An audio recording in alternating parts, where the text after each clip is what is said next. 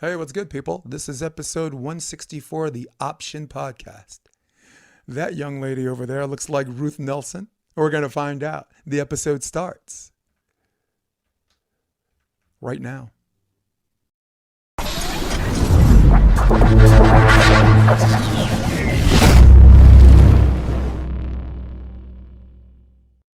So let's talk about BYOP.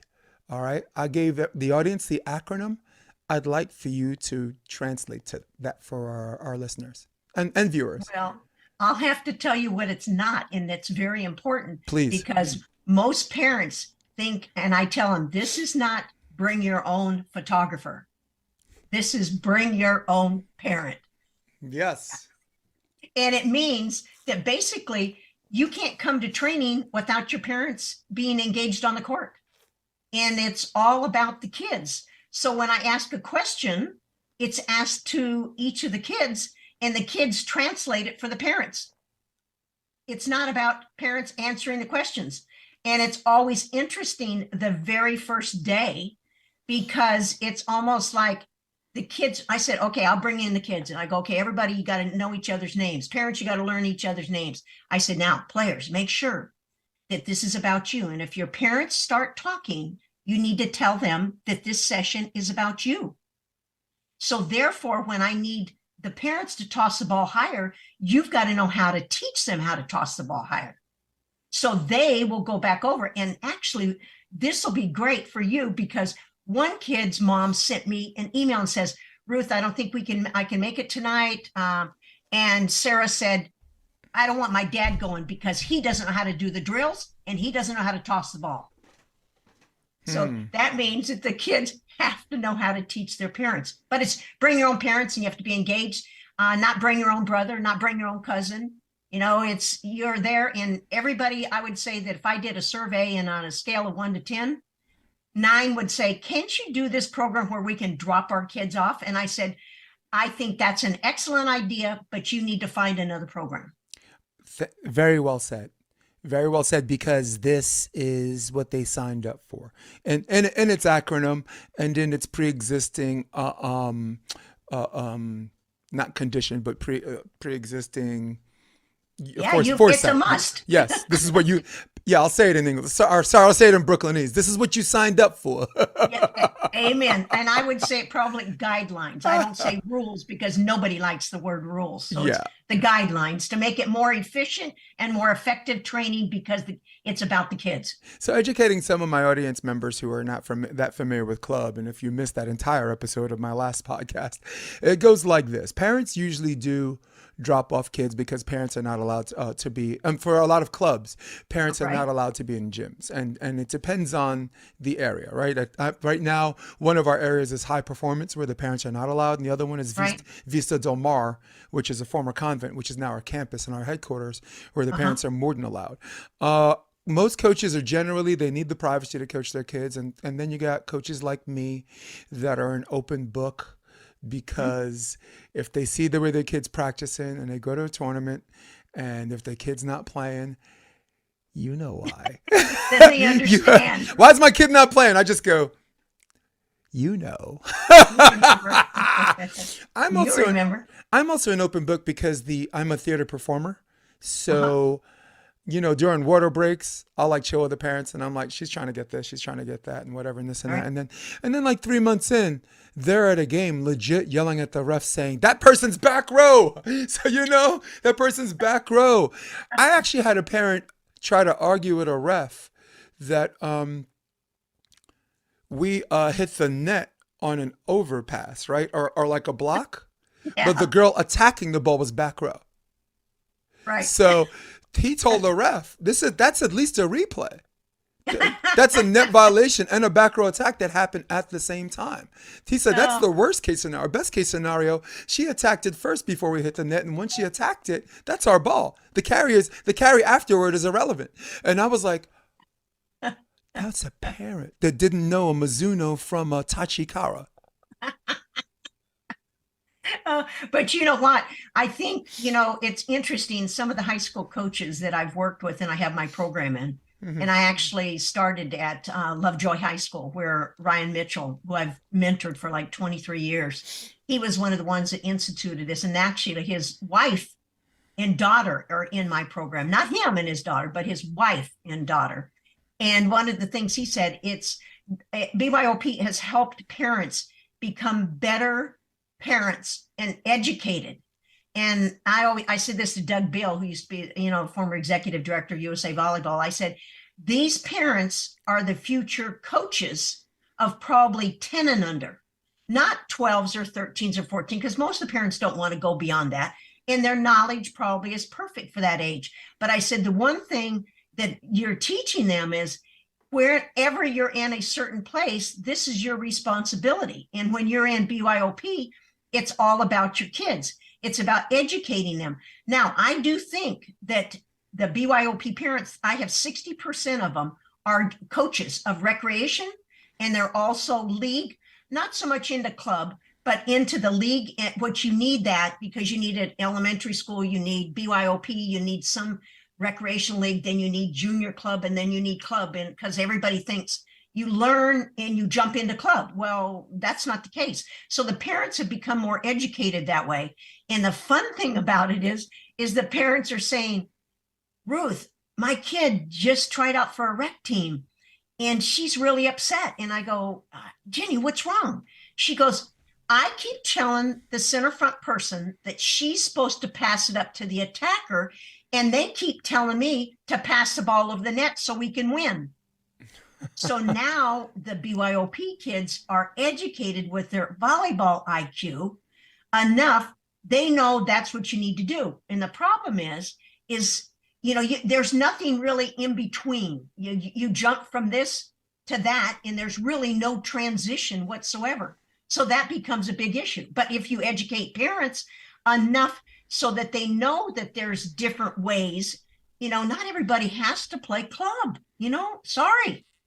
I agree. Yeah, and here's what I like about BYOP, and someone asked me, since when were you an expert on this? And I'm like, since last night. Okay, since last night. I'm not gonna have a guest and hope everything just falls into place. That's not how I operate. But I feel like, look, I put my Avengers video game down. I did not sing karaoke, and I was up till 4 o'clock in the morning. I'm a night owl because I was emotionally invested in it for two reasons. One, there's a common denominator of it's about the kids. Right, and that's something a BYOP. This is where BYOP trumps the basic logistics of just regular club volleyball. There's this heightened emphasis that you have to be there, but it's not about you. And some parents, that changes the way their day-to-day operations work psychologically too, right? Because we're not machines, we're people. There are grown people that still think it's about them, right? I'm not making the illogical leap to acute narcissistic disorder, right, or anything like that. Just the gray area in between where you probably think that song's about you. So you're so vain. So that's one of the things I got from it. The second thing I got from it was parents making it about their kids, educate themselves, and have a new respect for a sport, and then they have a decision to make on whether they want how deep is their love, and how deep is their kids' love, right? I just got a text this morning. I'm not trying to make this about me, but it's logically connected, so bear with me. Got a text this morning. One of our girls is not going to nationals. It's like it's not enough money, or it's kind of too much money, and she's not going to the tournament in February. And Jason Olive let all the parents know onboarding, this is a competition club. Right. You know what I'm saying? And I was disappointed, I'm going to give you the floor in a minute. I was disappointed because between now and July, she's going to have a ton of playing time. She might even be a starter. So I think the parents, because they're not allowed to gym, because they don't really understand it, they don't see that I'm benching that girl because she's hitting left side and she's a goofy foot, right? And Ty goes to the girl who has a traditional approach, right? Even though that's not always mechanically right. Like look at Tina Gradina, look at Phil Dalhouser, look at Lion King. So, but I was heartbroken because one, her daughter can play a significant role at nationals that the parents don't see that they would appreciate. Two, Right. you can't make it about your daughter when it's a team effort, because there are girls who have a less skill set than her Right. daughter that are going to go to nationals because they're about team, because there's more to it. And this, I definitely got to give the expert the floor on this one. That's you. There's more to it than just six people on the court, you know. And that's what made me sad. And there was a third thing I forgot, but I need you to take over. I want you to take the wheel for me on this one. Well, I think that what happens is the sport, and I can say this since 19, and I'm really going to date myself here. I'm still acting like I'm 21, but it's been since early 70s. And you figure this, the sport has only gotten more select for those people that can afford it. Okay. Or It ain't a broke those person few, sport. I go to the next side of that, and that is the minority athletes that are very talented are getting an opportunity to play because they're very talented right then. But there are so many more talented minorities that are never given the chance, even though they're starlings. And I've done my minority clinics and I've recruited minorities. But I go back to this, is the sport. Okay, I'm going to compare it to basketball because I'm very familiar with what it costs to play basketball. And you can play on 2 or 3 teams in AAU basketball, and it's $250 to $500. I've got 9-year-olds that are BYOP players that train with me and play club that pay $4,000 not to be trained with me. I think I need to add a zero to my training, because mine's about No. $240, not $4,200. Yeah. Well, no, So you're if Chuck you- Daly, not Isaiah Thomas. So go ahead. I So mean, if you get that, if you're looking at that, you have to figure out, okay, and I think COVID is used as an excuse for too many things. I think if you look at things in an optimistic way and you look at COVID and said, okay, what are the things that we learned that we can do? Well, I train online, but I've been training with Skype since 1995. yeah, So since it came it's out. not like you can't train online. So my point comes back to, how do you figure a way that you can make the sport affordable so that everybody's getting the opportunity to be exposed to the sport, so that you can decide whether it's a sport you might like to continue. Right, definitely. I think you're talking more from the logistical and parental support. I was getting to something a little bit deeper, which we were going to go anyway. Oh, yeah, the team part. We were going to go anyway. No, I wanted to give you the floor because everything. I'm a genius and a moron at the same time at this level, because it's steering this Kanye West. No one knows what the hell he's talking about, and then you bring it back. It's like, oh, I'm glad I stuck around for this and didn't shut him off. That's right. I'm glad you stuck around. Yeah, you too, man. And you're like, I'm hanging up on this guy, man. He keeps interrupting me, man. Freaking males. I wanted to text back, and I didn't, but I wanted to text back. I wonder how the player feels about all this. She can't, like, I was coaching John Jay. I was an interim coach. My friend quit. So before I moved to Cali, I took over there for like a semester as an interim because I was already an assistant. And we're in the CUNY semifinals, and you got a parent saying that she has to go to a family dinner. We're in an NCAA team, right? And I'm like, how does she feel about this? Well, she wants to go. She wants to go to the game and this and that. And I'm like, juniors you can almost understand, but I'm like, this is a grown woman, and I guess a religious woman, and Right. that function was around that. But I'm Right. like, you picked the wrong time and place to say, God or volleyball, choose. That's so not fair. It's so disingenuous and it's so cheap. And I'm not saying this about my juniors thing. I was talking about John Jay as an extreme example to bring it back. Right. And my question is, giving you back the floor, because I know you got some stories to tell on this too. The question was, I wonder how the kid feels about all that. Well, you know what? I think there's 2 aspects. Okay. One, kids seem to have a lot of influence over what they end up doing. Okay. Even though we want to say the parent does. And I give you an example. I had a sophomore in high school that tried out for one team. She put her deposit down, and it was $1,000 deposit that she's going to go play club there. And mom comes back to me and says, well, what do you think? And I said, well, you got to pick the club. I never say what club. I never say what college. You got to make that decision, because you're not going to come back and blame me and say, I said that was a great club and that was a great coach, and you don't match up with them. So the mom comes to me and says, well, what do you think? And I says, well, what do you mean what I think? I think, if she wants to play at that club, you put the deposit down, you need to play there. She goes, well, you know what? Her friends are playing at another club, and we've decided to go to that club. And I said, that's an expensive friendship. Yeah. Now, come on, $1,000 deposit down, and you're going to let your kid go to another club because she wants to play with her. So that's one aspect. Okay. The next aspect, the kids, and I can tell you this because I'm dealing with 4 and 5-year-olds. They know exactly which buttons to push. They know exactly. They're so smart, dude. They're so smart, Ruth. Oh, and when they come down to this, what decisions should a kid be making versus those decisions that financially affect you? Right. And hey, in a certain amount of time that what you're giving me, this is a lot of time to fundraise. This isn't like, hey, Jason, we're going to this tournament next week and we don't have the money to go. But if you buy into your club, okay, I'm going to relate it, and I'm a scenario and analogy person. You buy into a university. You're supposed to be buying into play for 4 years. Not, one of my juniors in high school said, well, Ruth, you know what some players told me? You can just go to a school, and if you don't like it, then you can transfer. Now, what? So you've got this influence from the kids.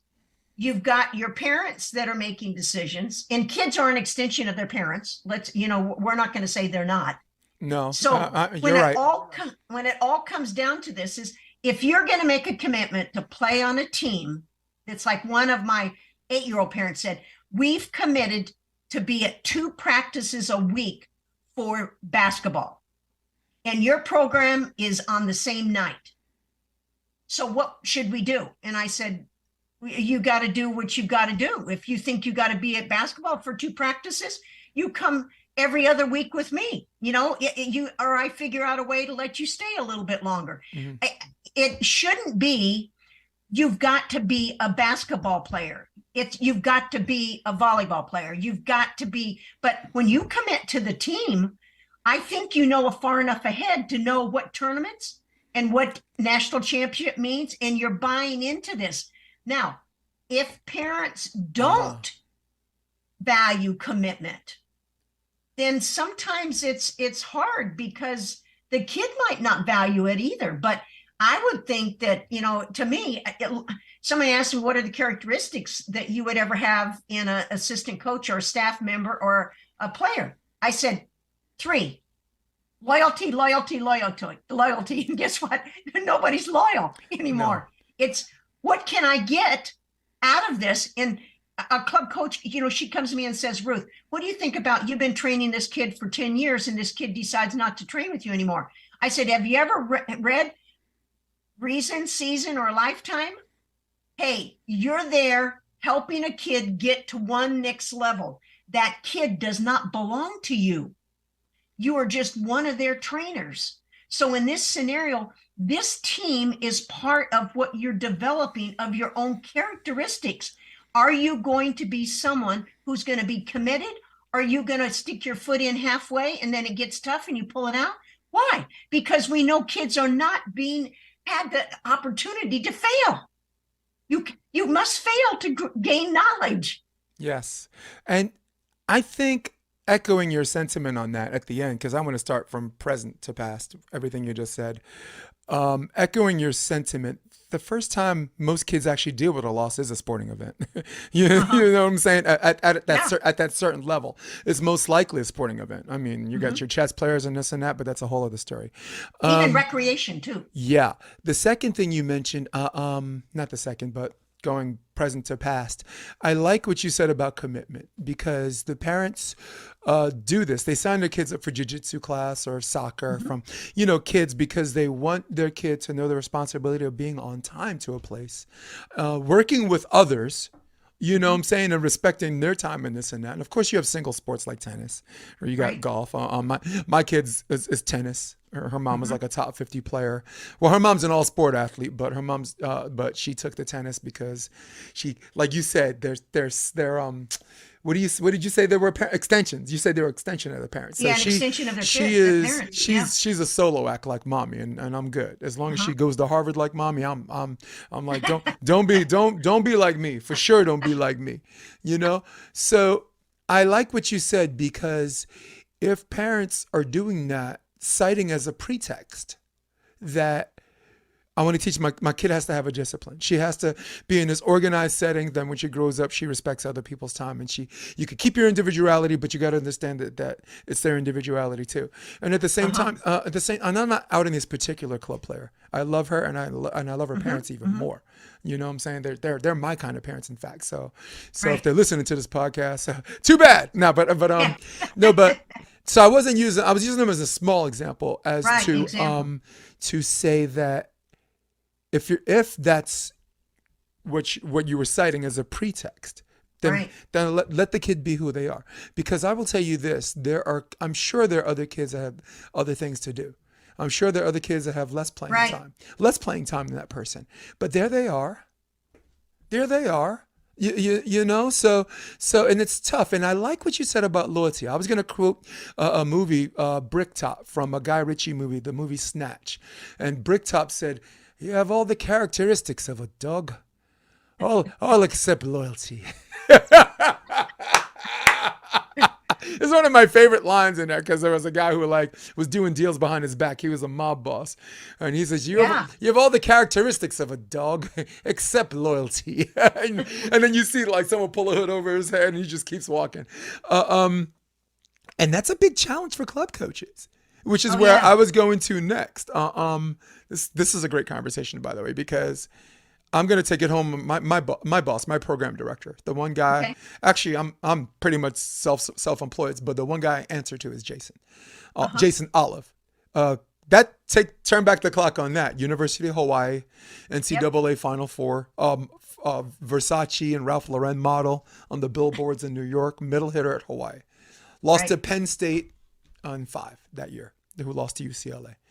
So this guy, like you said, you put so much time and effort, you assume, you almost feel like you're the parent. So when they leave, there is this natural level of betrayal. And he's on the phone with me, and I'm not gonna air our private conversations too much, but this is fun for everybody because he speaks like a Californian, right? And he's like, you put in all this time, right? And all this effort, and then you watch them grow psychologically and physically before your eyes, and then poof, they just come up and leave. And all that training and all that time just for them to leave you. And I'm just like, Jay, I know how it feels. And sometimes everybody needs to coach college. Because when you lose recruits, when people transfer, sometimes you need to coach all levels so you can become more thick-skinned to that. Right. Like this is his first club. We're only 4 years old, but the savage coaches he enlisted, we're overachieving right now. We got a team in the top 10, in the elite division. My rebuilding team is ranked 19th in the SCVA. So we're overachieving. And I said, Jason, this is a real feeling, but as far as how temporary that feeling is that the challenge?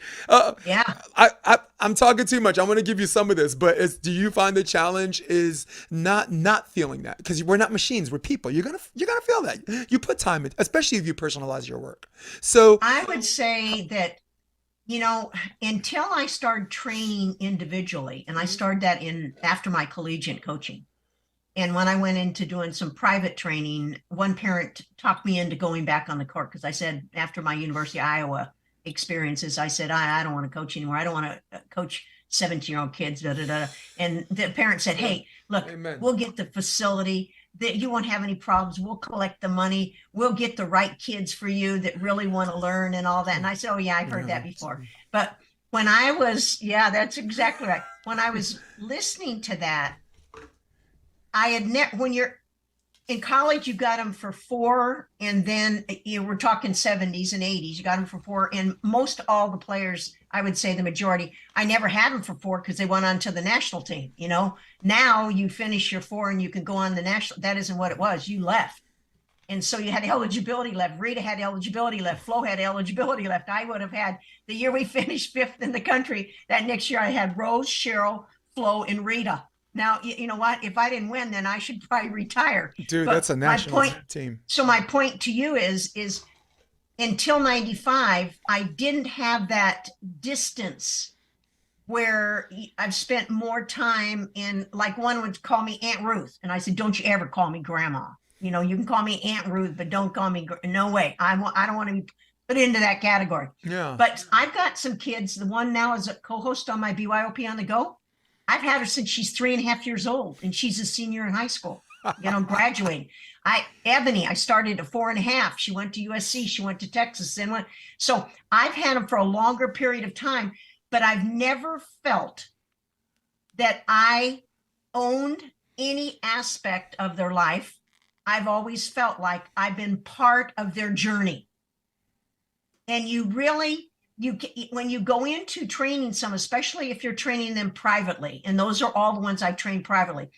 I've never coached a club. I've trained a club. I would never coach the club because I didn't want to deal with the parents. So I wanted to just train the kids so that I could help them better understand how they could develop a good relationship with their club coach, how they could develop a good relationship with their high school coach, or a kid that goes to college so that they learn to develop that relationship with their college coach. I've never felt like I need it. And most of the time, I'm not someone like a lot of people now. They follow the player, they go and watch them, they do this. I really don't do that. I'll watch statistics. And if I see a kid that's not really doing well in the efficiency, I might send them a quote. I might send them, hey, don't forget where you started because you don't know which way you're going to go. And I'll do a quote that I've developed.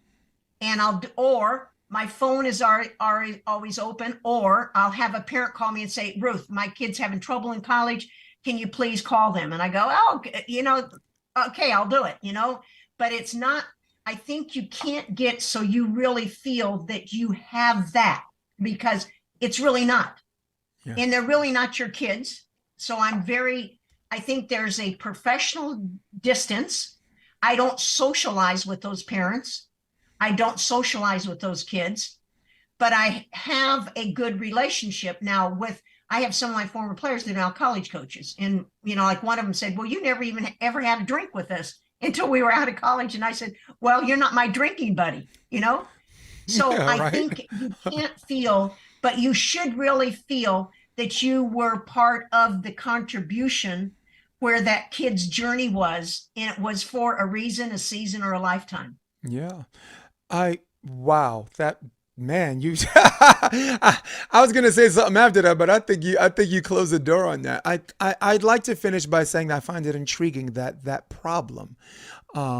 You have generations of players, 70s, 80s, that are consistent with psychology, right? Like when I grew up, if I asked a coach why, they'd be like, why? What?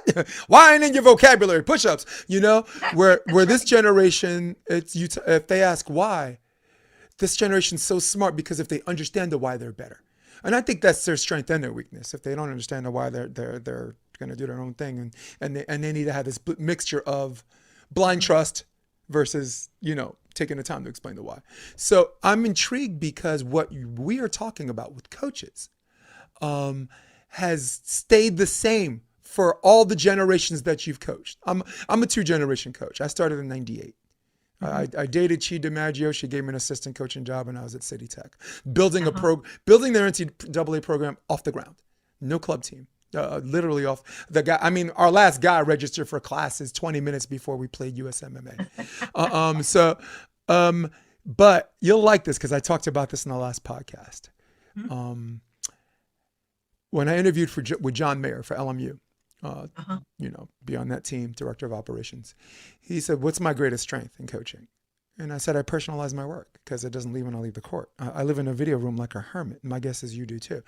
Now, when they asked me what my weakness was, I personalized my work. It hurts too freaking much when you put in all this time and then you become emotionally invested because you can't help it because we're not machines. And they give it everything they had, and sometimes it's not enough. And God, it hurts. It just hurts too much. And then I think that's where it starts. You had this emotional investment. You want to see this success. And then in many ways, if you're not living vicariously through them, you're not just a coach anymore. So my question was, you said 95, right? This is where you learned how to take that emotion, and as far as the level of how temporary that feeling is supposed to be in your life, right? And you managed to gauge that. Was there a defining moment in 95 that made you say, I gotta find another way. Well, I gotta find another way to deal with this? Yeah, well, I think because I said after I coached at Iowa, I said I would never get back into coaching. Right. Okay. Because it's NCAA. It's NCAA. People don't know it's shredding, man. Sorry. Well, if you really think about this, I say that the kids were changing in 1985, the year I got fired at LSU. Mm-hmm. So I don't think when people say, "Oh, kids have really changed now," no. I'm going to tell you, they were changed then. Yeah. Because parents were getting involved then, and parents were getting, and you look at it now that it's even more. But I'll say this, that I think one of the things that, since I didn't want to get back in, I had to set some, what I considered parameters. And those parameters were, you want the parents at every training. They say, all parents now say the best shape they've ever been in when they've been with me in training, because they ball shag. They ran after every ball. They may toss balls. They may put the balls shoot the balls through the ball machine. I've never trained kids individually since 1995 without their parents on the court. Don't come to my practice without your parents. And that was your evolution. Okay. Yeah. Oh yeah. Wow. Because now they are there. They've made an investment, the parent. The kids made an investment of their time, but I've made an investment of my time, and my time is valuable. And I'll have to say, and this is what I say, I don't train everybody. I'll do an evaluation. And if you don't match up with me, or your parents don't match up with me, I'm not training you. No. Because I love training. Is that the difference between a trainer and a coach? Yeah, because I think what happens when you end up coaching, you end up taking a lot of kids that you probably don't match up with. Yeah, at every level. College, sometimes you recruit, But the worst thing you could be is an interim coach. It's like, geez, oh man, okay, fine. This is on my win-loss record. I didn't even ask for this person. I think though now I'll never forget Russ. Russ was in my badminton class in graduate school. And so we all come from the same George Williams with Jim Coleman, our mentor, and Terry, and, all of us were there. And I said, Russ, you don't like swing blocking. You love traditional blocking. He says, Ruth, have you ever tried to change someone who's been doing it for 7 years? Yeah. So the point is that if kids are now starting, it's like Doug said to me, he says, Ruth, don't you believe that the kids that are starting with you at 5 are going to be burnt out? Mm-hmm. And I said, have you ever seen one of my sessions? I don't think they're going to get burnt out in what I'm teaching them. I mean, you're talking about movement patterns. You're talking about what foot's right, how to skip, how to jump rope with your parents, how to basically toss the ball, how you throw the ball over the net or the puffer over the net. I don't think you're going to get burnt out. If anything, you're going to have the basic fundamental movement skills and volleyball skills that you're going to feel better prepared, because every kid that's playing in club, the club coaches tell them, well, your kid has the best skills of anybody on the team, but they're not tall, but they're not strong, but, it's like the big and strong. So if I put this in recruiting, Jason, everybody in the country knows the 5% of the most talented kids. Okay. You can agree with that? 100%. I mean, Endless Summer. Yeah. I was with Endless Summer, but sorry, go ahead. And 95% need help getting recruited. Yep. All right. Now, let me give you the same scenario in club. 5% of the kids that are 12 and under are big and strong enough to play club. The other 95% need help on their movement skills and their volleyball skills. Yeah. So why is it we're trying to let kids play competition at age 9? No wonder they don't want to play. I mean, I've had 4 kids that I've trained. They're all liberos, right? Yeah. And how were they judged as liberos or DSs? Because of their size. So what am I doing in my training? I'm training all the skills. When I train kids separately outside of BYOP program, which that's how I started Go Kids Youth Sports, because that's without their parents engaged directly. But the parents are still there shagging balls and running around and shooting the ball. But one of the things that I say is I had one player, I said, you need to be set, you're learning how to set. You need to learn how to set, you need to know how. And they said, why is that? And I said, because when you go to your practice, what do you do in practice? She goes, well, I pass. And I said, okay, you're libero. Aren't you ever going to play defense? Do you ever play defense? She goes, well, once in a while. Well, then you become what I call one-dimensional. So you're a one-dimensional player. But I think the reason why, and this is my opinion, that players end up quitting at 12 and 13 is because they don't understand the game. If you don't understand the game, you don't have passion and love for the sport. And you're miserable coming to practice. Exactly. And it's like, it's every coach's nightmare. They're thinking that their kid is like, you think one of two ways, not to go false dichotomy, but I like to entertain people. All right. So you have one kid that's like, oh man, like school's almost out and they're halfway out of the classroom because they want to go to practice. Right. They're excited.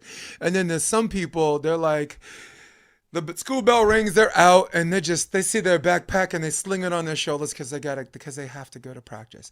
And I know those aren't the two type of kids. I'm not trying to emphasize a false dichotomy here, meaning that reducing an argument to only 2 choices. I know there's significantly more, but as a launching point, that is the problem and that is the challenge. And I will name names right now of coaches that share your sentiment that are not BYOP, because yours is unique in its own genre or style of coaching. I mean, you're truly one of a kind. You're a gem. Brian McDermott, who's a juniors coach in Chicago, Progression Beach Volleyball.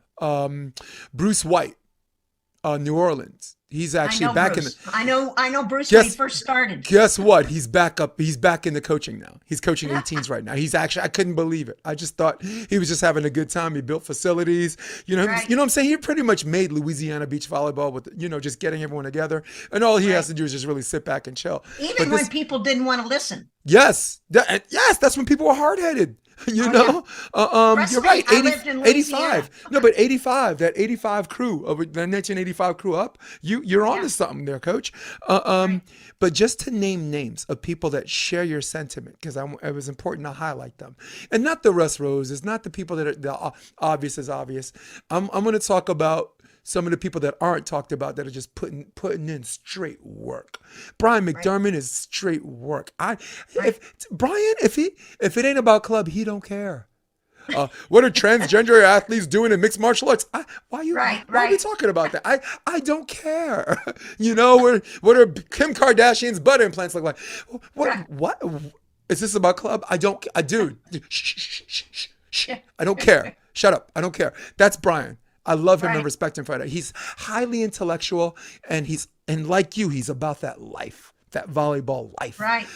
So just wanted to highlight those people. Aaron Wexler out here on the West Coast Volleyball. So just a few. I'm going to miss so many names, but I wanted to give those people example because they echo the sentiment of you and me. And I'm going to finish here.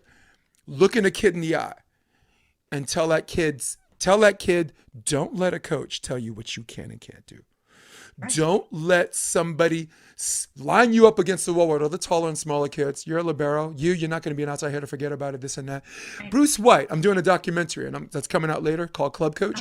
Bruce White said that coach should be fired immediately. Literally out the door. Don't, at this age group where these kids are not finished growing psychologically, where they're not finished growing mentally, exponentially mentally, where they're definitely not finished growing physically. You cannot be looking at some kid and tell them that you can't do that and you can't do that, because you know what's going to happen? They're going to get taller, they're going to get stronger, and they're going to at some point they're going to be influenced from Flo Hyman to Steve Timmons, all the way up to Reed freaking Pretty, right? To want to be like that person. Right. And it is our responsibility as coaches. It is our responsibility as coaches to be real with them. All right, okay, Reed Pretty 6'4", you're 6'1", you're 6 feet. The reality is, those hitters aren't your size. But if this is what you want, how deep is your love? That's the stairs. That's the box jump. That's the trainer with the background stuff right there. I'm looking at her. Let's get to work. Hey, but the reverse is this. The tall person gets stuck in the middle and won't get to play back court. And it's the coach's fault. That's the coach's fault. Right. That's the coach's fault. Can you appreciate why older coaches like you, I'm not going to use the word older. You say older. I like that. I say older because we're still looking good. How many people consider you older and now that they're in their 50s, they look older than you right now? Okay. Do I look 52 years old? Okay, we won't answer that. Do I look 52 years old? No, I look like a creepy 35, right? I do not look 52 years old. Well, you don't act that age. No. My age and my shoe size, man. There could be a healthy contrast and comparison debate on my shoe size and my age, okay? Okay, you tell me this one question. What number podcast is this? 163. Okay, so I want to know, why did it take you so long to get to me? That's a good question. I didn't have the star power. I had to earn the right to have you on the podcast, right? No, but I want to tell you thank you. Yeah. But I want to put up a post that I don't feel bad because I want you to look at this. I was 259,813 on the wait list for COVID. Oh my God. So that's my. What is this, the Titanic? Women and children, young women and children first. And then tiny people and handicapped, everyone except a Ruth. No, but to answer your question in high praise, I had to earn the right to have you on the show. I had to build my platform and build my star power to humbly ask you to be on the podcast. Oh, well, you didn't need to be humbly. I would have done it anyhow. Oh, and I just to think, I did this the hard way. I could have had you, I did this the hard way. Come on. Hey, but listen, you know what's interesting? Okay, so look at all those emojis behind me. I have done over 500 myself. I love them. Because I wanted to do something that related to kids. Yep. Because kids love all those kind of emojis. And if they're a member on one of my virtual gyms, they can submit their own emoji. Yep. And it goes on the emoji board. Yeah. You were talking about you gotta have one for me. You gotta get one for me. Get one with a Yankee hat, man. That'll be I'll be eternally grateful. I think that'll be my profile pic for all of my social media networks if you did one for me. All right. Promise. I did one for Terry and Russ and John, and they go, "How come you had a hat?" And I said, "Because there's nothing in the emoji when you create it to create the level of hair." Tell them, look, I respect the fact that grass doesn't grow in busy traffic, but gotta have a hat. Hey, I didn't mean to get you off, but I just, it's amazing that what you're talking about with kids. Look at this Jufro. Oh, now, okay, I won't say anything. I think that hat looks wonderful. Yeah, I got a big old Jufro under this thing. Yep. Well, I noticed that I was wondering what you were going to wear when you interviewed me. Yeah. We had our conversation because you always wear something always different. Yeah.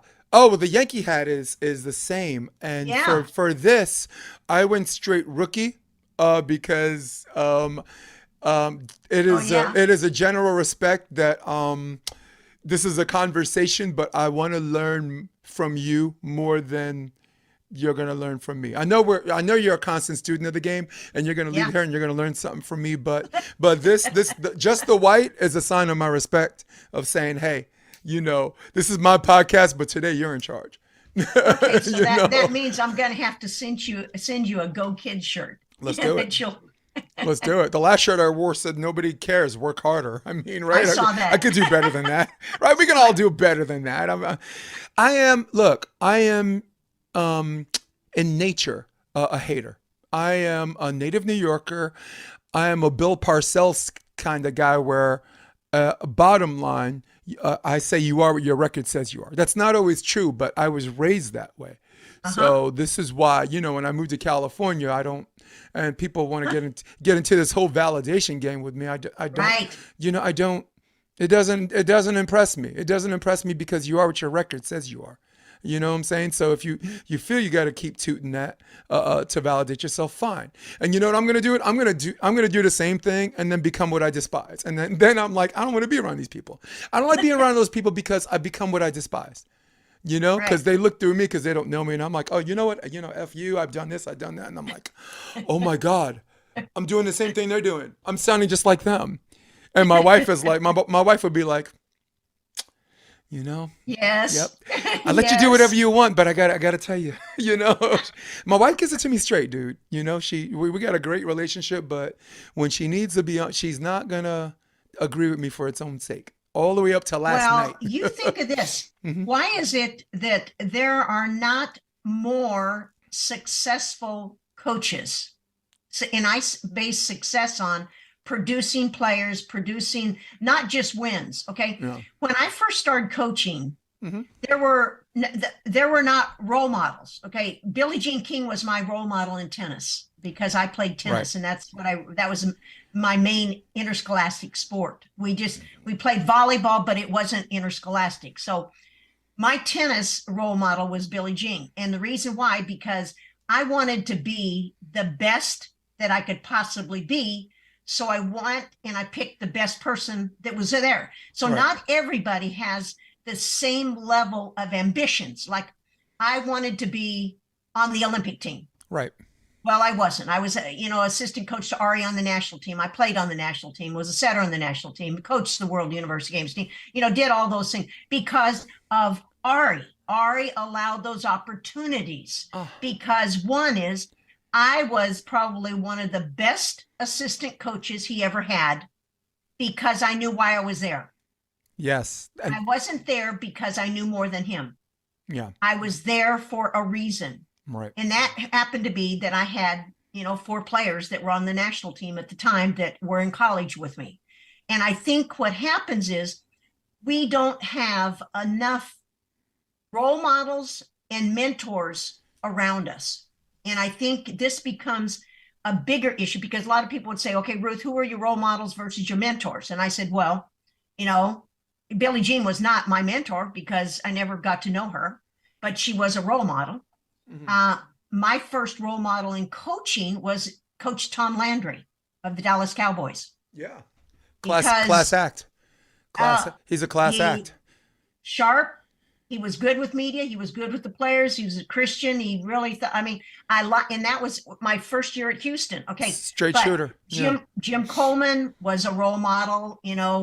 Mary Jo, Ari. I mean, all those were role models. And then my role model too of Coach Landry, he became a mentor because I was in business with him and his son in the telecom business. Right.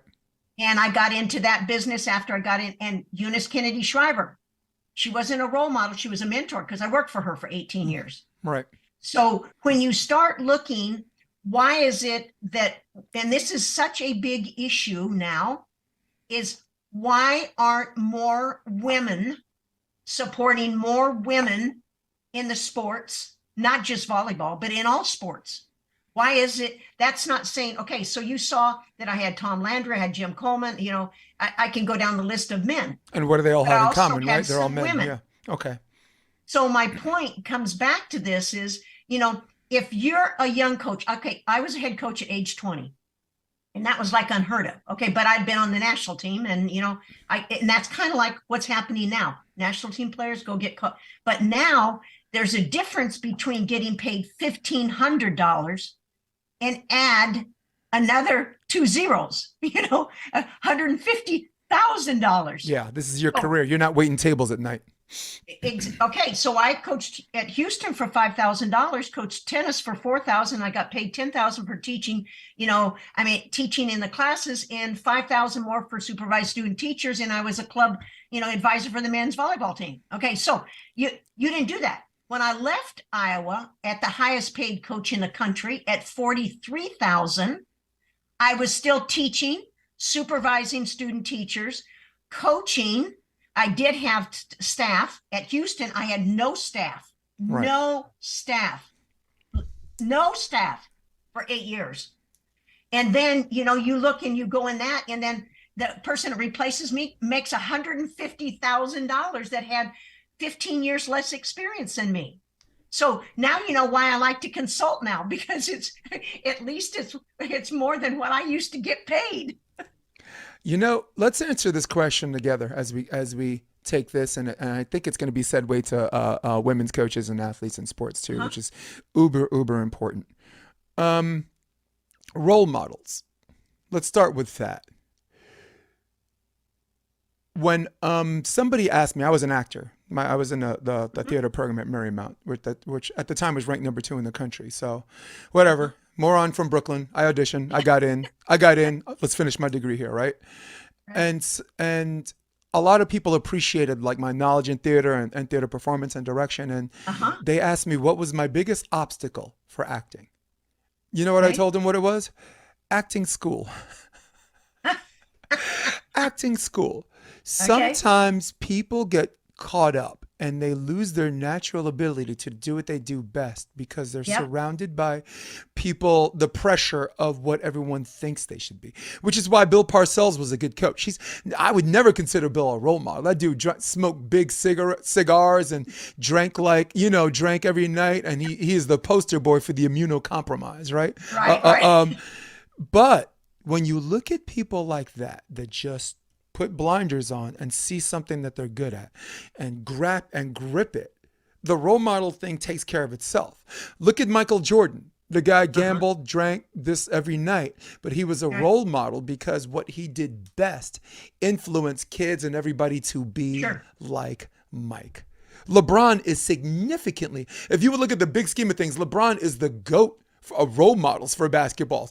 Right. Jordan's the GOAT. I mean, you gotta have a GOAT Right. Right. conversation on the court, but off the court, like in the contemporary version of what a role model is, LeBron wins by a landslide because married his high school sweetheart, right? Got $10 million and didn't go out drinking, whatever. You know what I'm saying? No controversies. Not a single Right. off the court controversy by a guy who never even played college basketball and made it to the pros. That Right. dude's a role model. I want to be like Right. LeBron, Right. but you want to be like Mike too. So, and the point Right. I was trying to make, these are two completely different people who cemented their status as in the GOAT conversation on and off the Right. court, and also at the same time had blinders and focused on what made them a role model.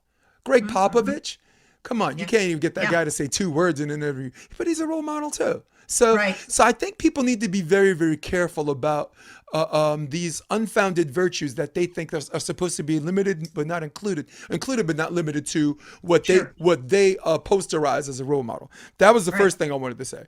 The second thing, people like you, people like LeBron, people like Mario Trebit, man, we got to talk about him. Right. But people like that, the one thing I want them to do, and I want you to make a mental note because I don't want to drive us off the cliff again. If they make it to the penthouse, Uh-huh. push lobby, send the elevator back down, man. Push lobby, push lobby. First, Right. that thing Right. that says L, which is not Right. loser, it means lobby, and send it back down. And Right. because and if you do that, people at least have a chance to get to the penthouse like you did. So Right. that's the Right. best metaphor I know how to say that. And I hope I didn't go too far on that because I know, again, this is No, this is highly no, personal to me. no, I think that's good because I think that you can't get. I mentioned you probably the majority. I would say 60% of my followers are international, and the reason why that I believe that is because I spent 18 years with Special Olympics traveling worldwide, and I spent more time internationally because that was more my part with Sergeant Shriver, and Miss Shriver was more U.S., but I reported also to her. And one of the things that I learned that when you're in someone else's country and you're in their house and they put their feet up on the table, it doesn't mean you have the right to put your feet up on the table. Even if they ask you to put your feet up there, you have to decide what you consider protocol. And I think there's a lack of protocol right now. Hmm. And I think the international followers and people that I deal with have much more respect for what my background and what I've contributed. But it's not been, if I wanted to thank you, I should have quit coaching my first day, because that's not how I started and why I started. Right. And for you, I say this because here, everybody thinks it's like somebody says, oh, Ruth, I like your BYOP program, but I do it. Well, no, you don't. You're not a teacher. You didn't get a degree in teaching. You didn't get a degree in physical education and secondary education with a psychology background, with a master's degree in exercise. I mean, I could go blah, blah, blah, blah, blah, blah, blah. Yeah. In my mind, I'm thinking that. And when is it gotten to a point where we can't learn? And if this is now 23 years for me at age 12 and under, 23 years at that age. And probably of that, at least 10 of those are 10 years with the same kids, going for 10 years, seeing them from one age to the next age to the next age. Now, methodology, in teaching is critical. And I don't care whether it's during COVID or not, you have to have some type of methodology. Yeah. And if your methodology is simple for a 5-year-old, all you have to do is progress it a little bit more to be applicable at any age. Yes. So why is people don't want to pay anything for knowledge? No. Do you know how much money? Okay, think of this. From 1972 until 1984, after the Olympics, when I traveled like each year with a national team, whether I was a player, assistant coach, a technical expert, or something, how much money do you think I was paid from 72 to 84? I mean, back then, $4,000. I'm like, that's a year's rent, man. So, but I know, I will tell you, it's significantly less than what people who are less qualified than you are earning now. Zero. How about that? Nothing. I thought it was less than that. Well, no, I did have to pay quite a bit myself. That's what I'm saying. That's for the audience. That's what I meant by less than zero. Yeah. Okay. Yeah, because no one it's like one guy says, I heard you're looking for someone to bang balls. And I said, well, sure, but I don't want to have to teach you. He says, well, I'll give you a reduced rate. And I go, wait a minute, you're going to charge me to hit balls in my practice? He said, yeah, I'll do it for $45. And I said, you mean $45 for 3 months? And he goes, no, $45 an hour. And I said, you should be paying me because I'm going to have to teach you how to hit them. Yeah. So the idea of people that even when you pay people to do things, they seemingly are saying, well, I'm doing it. Yeah. Well, no, you don't understand. That's not how I want you to do it. Yeah. So there's no pay your dues anymore. I mean, what happened to pay your dues? Agreed. Let someone come into my club and say they'll charge me $45. I tell you, I know Brooklynese, right? Right. All right. To answer it in Brooklynese, how about I put my foot in your behind and then I'll owe you the rest? How about that handshake deal, right? Yeah, they're paying dues is important, but also people recognizing on beyond their regional superiority of people that pay dues is also another thing. I moved here in 2016. I had already coached NCAA for 12 years. Right. As an assistant or a head coach. And I mean, when I say coaching, I don't mean, being at a coach that was the hotbed for recruiting. When City Tech, there's definitely 2 guys on that roster that were track and field guys playing college that had to learn fast. You had to crash course, and you always remember that because you're like, oh my God, that guy became a real volleyball player, and us as coaches feel better about ourselves because of our work being done. So I like I co-sign with what you're saying, respecting people that paid their dues, but the fact that I didn't pay my dues here, and the fact that they made me start over, I was cool with that because I knew the cream rises to the top. Right. Again. You are what your record says you are, and I'm a dirty New Yorker. So I knew moving here, that I would have to hit. In many ways, I'd have to hit the reset button, and in many ways, because I don't know a lot of people, I'm going to mistake names or whatever, and I'm going to look like an absolute moron in the beginning. Like, who is this guy? But answering this question together, because I wanted to get into something deeper about rule changes and how Right. coaches like you survive like years, decades of the volleyball rules changing. We're gonna have a lot of fun with that. But I will say this, and I say this to all of the guys who move here or whatever. One, life's not fair. Life's not fair. All right. Sometimes you got to run 150 meters for the 100-meter dash. It's not fair, but if that's what you want, you got to do it. Two, if you take that historical fact, not kicking and screaming like a baby about it, there is a reward at the end. There is a reward at the end. But the operative word is not kicking and screaming. The operative words. A relative stress is taking it. Because if you take it kicking and screaming, people remember that person and who wants to do business with that person, right? They're only known as that person that had to that whined and complained all the way up. So I'm the message that I'm not trying to say is don't be a whiner. The message I'm trying to say, because we're answering this together, is there's a reward if you accept that reality and are willing to put in the hard work.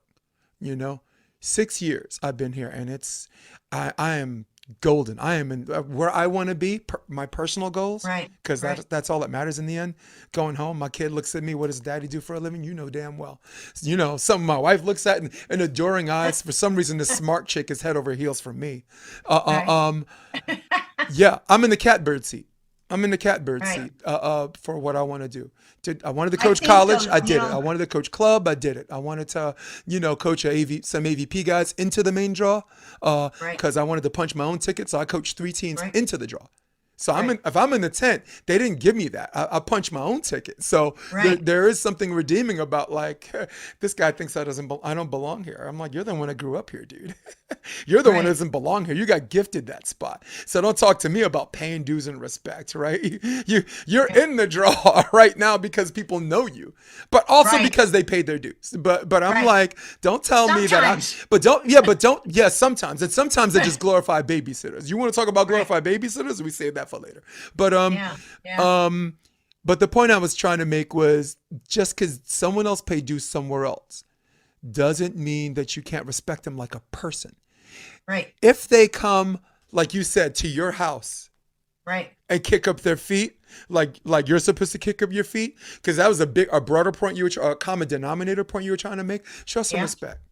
Zeus's law of hospitality is the host does not take advantage of their guest, and the guest does not take advantage of their host. That we call that. I studied that in theater, Greeks and Romans class. The Zeus's law of hospitality. So there's no protocol now Yeah, for anything. yeah. How did you survive that? I mean, let me tell you something. I have a question for you. When you were playing and when you were coaching, this is going to be fun for the kids. You were allowed to block a serve.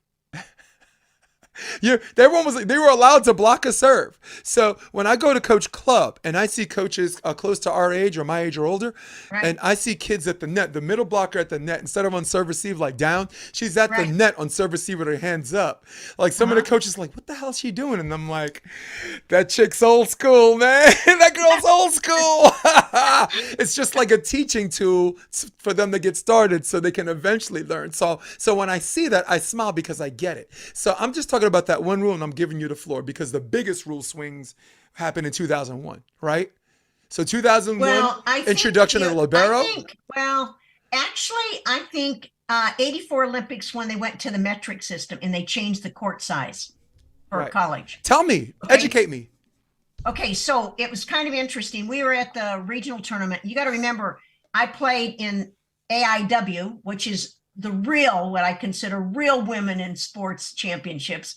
And in 81, the NCAA started, but they didn't necessarily want the women. They just wanted to, what I consider, control what they do. Right. So during the AIW days, we were at the regional, we had Texas Athletic Association, we had Regional Athletic Association, and the AIW National Championships, which, by the way, not all California teams won those championships because Saul Ross won 2. I mean, I could go on. Women in coaching. When you had in the Final Four, there was 3 or 4 women in the Final Four. Now you have 2 finally after, since 1981. All right, now I got to jump back to your question on this. So when you've got early days, when you're talking about women in coaching, what were the difference in the rules? What changed? Well, I was at the regional tournament and at LSU, and I walked in and the nets weren't put up, the lines weren't down. And I thought, holy cow, man, we're 30 minutes away from starting. Okay. Now you got to remember, Louisiana was like the East Coast of what West Coast thinks, right? They don't think there's volleyball. I don't even still think they think that, but yet there's plenty of recruits, and, everybody recruits, players from all over. So I walked in, the AD says, well, we're getting ready. We got the courts down. I said, no, the net's not right and the court's not right. And she goes, what are you talking about? And I said, that's a 30 by 60. She goes, well, here's the rule book. I said, that's not right. It's 29.6 by 59. And it's 7-4 and an eighth, not 7-4 and a fourth.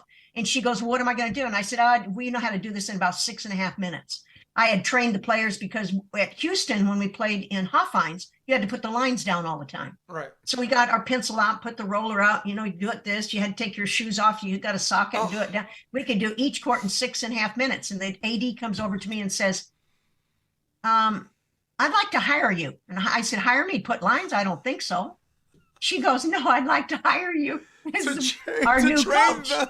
I said, no, you got a coach. She goes, and she says, no, I'd like to hire you. I said, you can't afford me. And so I just went ahead and went, but okay, so that in itself, do you know there's still clubs that still are playing 60 by 30, and they haven't changed? And I laugh all the time. Okay, so that rule changed. Okay, so how did I change through all the rules? I never did blocking the serve. Yeah, I thought, okay, you know what? Why? Okay, I think they're trends and they're fads. And I felt like blocking was a fad. Okay. So I've never seen anything like it. But what we did was we practiced serving so that the ball went right over the middle blocker's head. So you would take them out of the middle attack, right? Because they couldn't back up and take the ball and go because they weren't doing that. So that rule in itself. So if you really kind of look at how I've adapted through we did jumping and serving, but we didn't jump serve in a match. We did. Michael DiNardo, who is a referee in Dallas, and I've mentored him since he was at Ole Miss and when I was at LSU. And he was telling about a kid who came up to him and said, hey, coach, you know what? You're not going to believe what I learned today from my high school coach. And he goes, what was it? And she said, well, it was swing blocking. He says, I learned that in 1973 from Ruth Nelson. Well, we did swing blocking. We did swing blocking with Ari. We did swing blocking with Mary Jo. We did tandem blocking. There isn't anything really new. And serving along the inline, how many people tactically really think about serving different positions on the inline? I said to a player the other day who's trained with me for 12 years, I said, tactically, where's the one place that you probably should avoid serving from? And why is it that many coaches teach you to serve from there? She says middle back. And I says, why do they teach you that? Because you're playing middle back and it's shorter to run there. I go, that's not the reason to play a position. The reason you serve from different positions is tactically how you want to take someone out of the offense. You want to take the left side. It's like I always say, hey, serve and run the right side attack, because left front doesn't want to block. They don't practice blocking. They only practice hitting.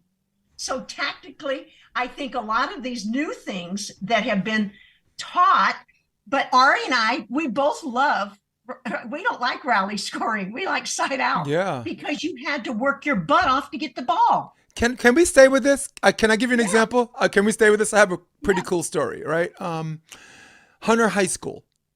Not Hunter College, which is on 68th Street. That's a CUNY school. Okay. Hunter High School is a prep school for the CUNY schools. I mean, a public school, but not really. All right. So really quickly, they for 15 years they led the nation in cumulative SAT scores and Ivy League application acceptance. They were number one in the country. This little hole in the wall on 94th Street in Park. So we're playing a team from Long Island, Chaminade, and they absolutely destroyed a team that we had a hard time beating. Like, us was like 17-15 game 3, last game. And they just ran through them, like absolutely murked them. And my setter comes up, he's like, any thoughts? And I'm like, you go sit over there. I'll talk to you later about offense. But I wanted to talk to some of my competitive servers. I have two are really good 3 jump servers, right? Uh-huh. And I said, look, let's work position 1. Let's work right shoulder. And if you miss, it'll probably hit the line. But don't be out there trying to hit the line because you're not a machine. Karch is a machine. Karch could look at the line and hit the line, right? So, and they were like, but what about the rotations where the libero's there? You know, and I was like, when their libero's there, they're in row 6. That means their setter's the next server, because that means the libero's serving for the middle, right? So, and I was like, I'm not talking about the libero. I'm talking about their setter. When you serve position 1, what their setter's doing, instead of squaring up and squaring up to back set or whatever, he is like, this is a net behind me. Convenient, right? Yeah. So when it goes to 1, he's doing this. Yeah. For middle, he's doing this for right side. Yeah. And when he tries to square for the 4, he does this, and the 4 drops way inside. So now we got a 3-man block that not only sees a setter that's predictable, that allows us to set up early, but both sets are winding up inside. And I said, I want you to keep serving there until they fix that. And they're like, do we jump serve? I said, no, serve a goddamn lollipop. I just, I want to see, look, if he's got the goods on the lollipop, then we'll go tougher and then we'll move on or whatever. And this one game, we beat them in 2 and then face them again in the finals. And their coach made 0 adjustments on it. And I'm like, guys, I know this is boring. This might be a little boring. Because look, you get enough points on that side. You want to be cute. They left, you know what I'm saying? They left position 5 open. I'm just going to drop them because they don't see it coming. And you serve out, you moron. So that was just an example of what you were talking about with tactical.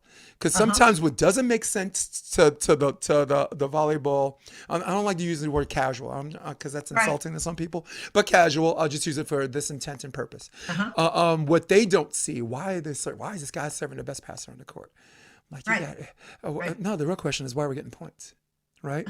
And spinning this back to you, why the hell is your team starting in row 1, where that's the rotation statistically that gives up the most points? Because you can have 3 front row hitters. Really nice. Yeah. There are things that go beyond that, which it is my duty, honor, and privilege to have you on the podcast where I could talk about these things, So hey, well, listen, 2013, I'm in Japan with Ari. Ari's coaching Pioneer and Danielle Scott. He's the only 5-time Olympian, by the way, in the U.S., but she was in my junior program in Baton Rouge. For women, right? Women. Yeah. And not 5-time Olympic medalist, but 5-time Olympian. Well, Kerry Walsh 5 times, because Kerry Walsh was indoor in 2000, and then four beach. Yeah. But go ahead. So there's only like 3 in the world, and Danielle's one of those. But anyhow, so she's playing on the Pioneer team. And I said, and this is when the libero was first coming out. And I said, Ari, hey, we had no defensive special. We had everybody played all the way around. Flo was a 6 rotation player. Rose was a 6 rotation player. Everybody was 6 rotation. I was a 6-2 setter, a true 6-2 setter. You don't take me out. I stay in the front court and I hit. Yes. So people don't understand. That's a true 6-2. So I said, interesting, Ari. Why is it that everybody has their libero? They either can pass or they can play defense. Very rarely do you find that person that can do both. That's both. And I look over there and I go, that's why. Because the libero's over there passing for 2 hours and the defensive player is over here digging for 2 hours. But in the game, when somebody says serve the libero or libero, they do this. Somebody says, let's tuck the jersey. Don't do that. And I said, why do you think that maybe she's a better defensive player than she is a passer? Yes. So in reality, if you look at, there's some systems now where they have it set up that you can look and you can figure out when to put somebody in. Okay. Right. Yeah. Like for instance, the middle goes out, you put a libero in, the diddle get it. Okay. My point is that tactically, when you're in a game, how do you automatically take somebody out when you've never given that person a chance? And why all of a sudden do you forget about how many subs you've used if you're training players all the way around. Mhm. Why, Yep. why won't you let a player? Somebody was recruiting one player I had, and they said, no, she's got to play right side. And I said, why is that? And they said, because if I put her middle, I'll have to take her out. And I said, Why? change the rotation, change the receiving formation. Or just change where tell the libero tracker to do their job. The libero's playing a different position for a different hitter.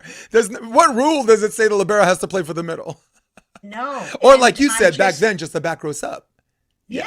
Yeah. It was in the back row sub was put in for Flo, not because she couldn't play back court, because she needed a break. Yeah, because it from was side hitting out. Well, 60, 70, 80 balls. yeah. Look, you could have a 15-point set that can last an hour.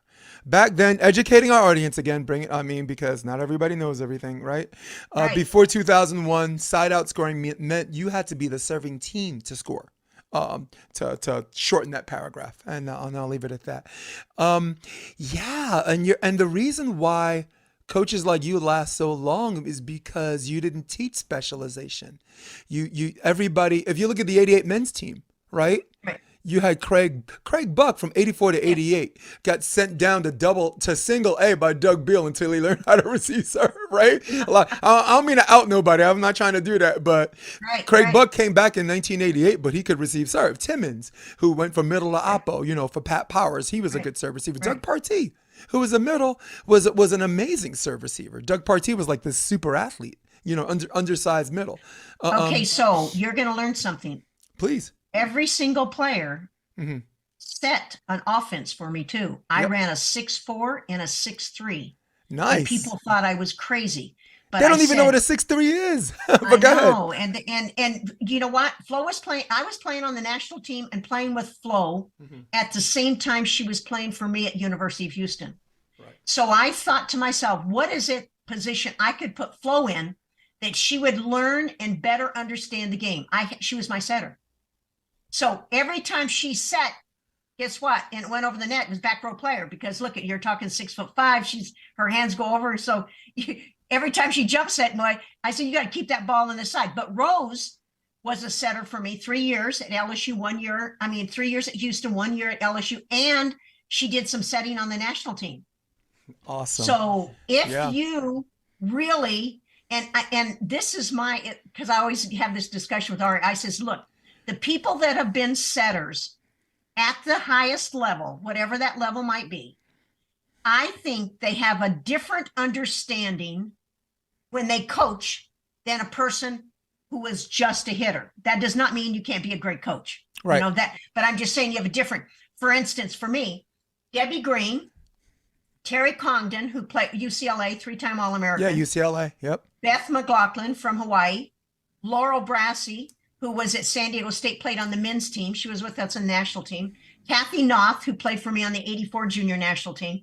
We would have these conversations and say, why has the setting offense changed so much that it alienates your better hitters hitting sets that they probably hit well, but you're forcing them to hit something else? Agreed. Because the offensive system has become very simple. Yeah. And from 72 through Ari, even Mary Jo in Maryland, the offense was not. I mean, hey, Ralston used to come to my practices and he says, you have more plays than my football team does. And he says, now he said to me, wow. tell me why would you have the number of plays that you ran? Okay, so let's take a step back. 1984, Liz Mazakayan, Mercia Conley from UCLA, Kathy Noth is on my junior national team.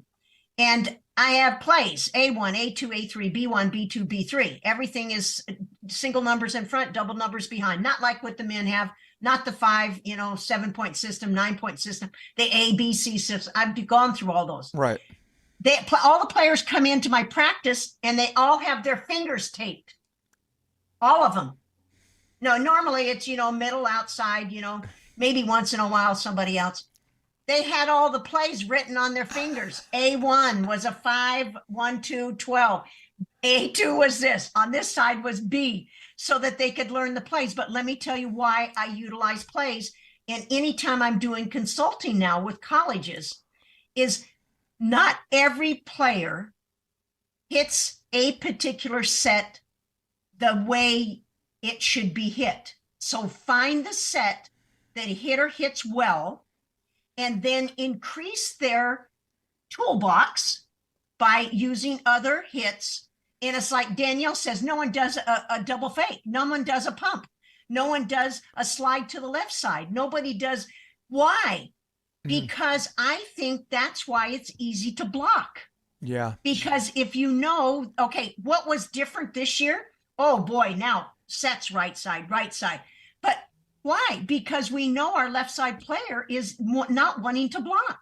And you can score points, and the defense. And I said, the reason why you change the plays, whether it's a cross, an X, a double quick, whatever you call it, is your hitters, your blockers must, one, think and adjust. And the defensive players now have to adjust. So if I run a straight play, let's say outside's a 5-1 in a quick set behind. Right. Okay, I run it first. Okay, then I run a left side cross. I go left front hits 1, middle hits a 5. Okay, now my blockers have to change. My defense have to play. So I do it because I'm going to score points. Yeah, of course. So sometimes it's not the set or the player that scores a point. It's the play that you ran to make the defense get in a position where they've got to figure out who's going to get the set. Very, very, How's that very, for a very statement? well said. Very well said. And I think also good coaches know about, as far as like set location that where the hitter's strengths plays to the needs of the team. The coach has to know if the block likes that set more than the hitter does. I mean, but that's a whole different challenge, right? But there's also something in all of sports, basketball, football, or whatever, where you give a particular play to your best player, even if the other team sees it coming. Right. You got to let that person use this. Like Jordan, if you like some of the games, he's taking the last shot. And they already know he's taking the last shot, right? 1992 Olympics, set 5, Norichi Nagagaichi and Steve Timmons had like 50 kills apiece, right? It's 14-14. Timmons expect Timmons to get that red set. They expected it, and he got it anyway, because like you said, the importance of giving a setter where that's a preferentially, and strengths playing to the needs, and the result is they win is awesome. A few historical notes about his Danielle Scott, because I wanted to go back to her because she's amazing. It's 5-time Olympian. Two things. One, I wanted to cite the 2 males that I remember. One is Giovanni from Brazil. He was in 5 Olympics, from gold 92 to gold 2004. Right. And Andrea Gianni played all the same Olympics as them, and it's so cool that they got to meet. They were on the bench by the time 2004 came, but Italy and Brazil met in the final. So pretty cool caveat about that. Right. And 6'3", for all the people that don't know what the hell we're talking about, 6'3", just go on YouTube, and Cuba in the 1996 Olympics, for at least 3 of the sets that I watched, ran a 6'3". So if anyone wants to know what it looks like, and some of the coaches are like, wow, I've never heard of that.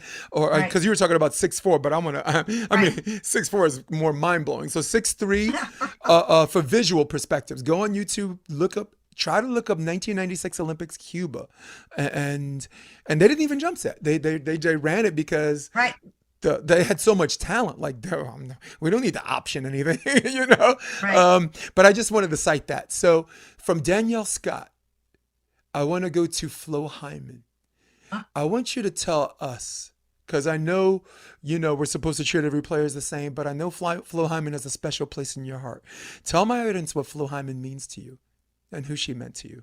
Well, I'm going to do this.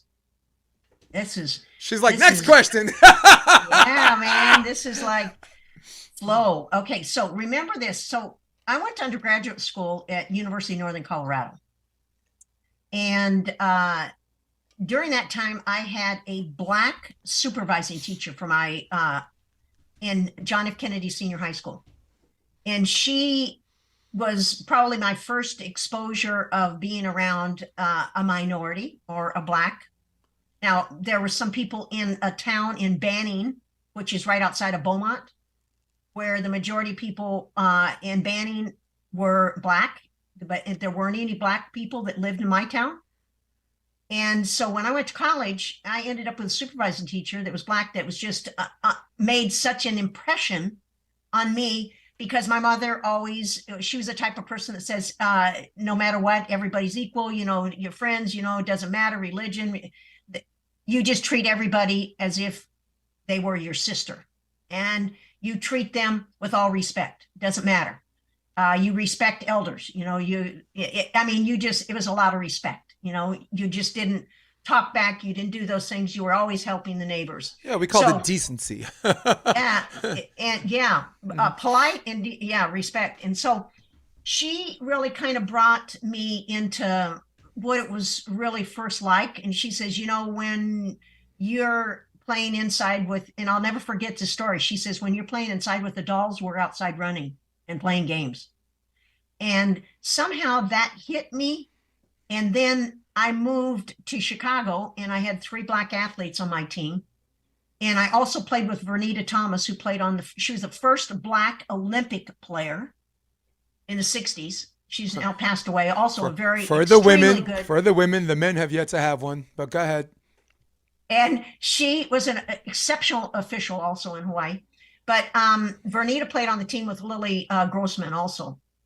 Lily got cut from the national team, but she would have been on one of the 60 teams, 64 and 68. And I just thought to myself, you know, for me, it was like, you know, dang, they could, you know, they jump easy. I mean, I'm having to work hard to jump my 28 inches, you know, and it was so much fun because I had that background with Virginia McCrimmon at John F. Kennedy Senior High School. When I moved to Houston, Flo ended up in Houston, and Marilyn McGreevy, who played, you know, the 60 Olympics, 64, 68 Olympics, she was her guardian because she hadn't finished high school yet. So she moved to Houston, and Flo was 6'5", and she was, you know, basketball, track, and they got a gym named after her in California. And she actually is buried there in Daiei when she died of Marfan syndrome in 1986. She really, it was like, we just connected because, you know, it's like, how do you relate to someone? I mean, I come from a family that I lived in I was born at home. My dad delivered me in a one-room house with dirt floor, no running water, no bathroom. So I came from a place where I know what it's like not to have anything. And I'm not saying that that's the case always in minorities, but many times that I've recruited, and I was probably the first college coach that really spent a lot of time recruiting Black athletes. And Flo was a major factor in that because she and I were playing with EPU at the time. And it was like, I never thought of her as, you know, being Black. You know, she just, but I said to myself, hey, if I'm going to do anything and I want to be successful, I want to win.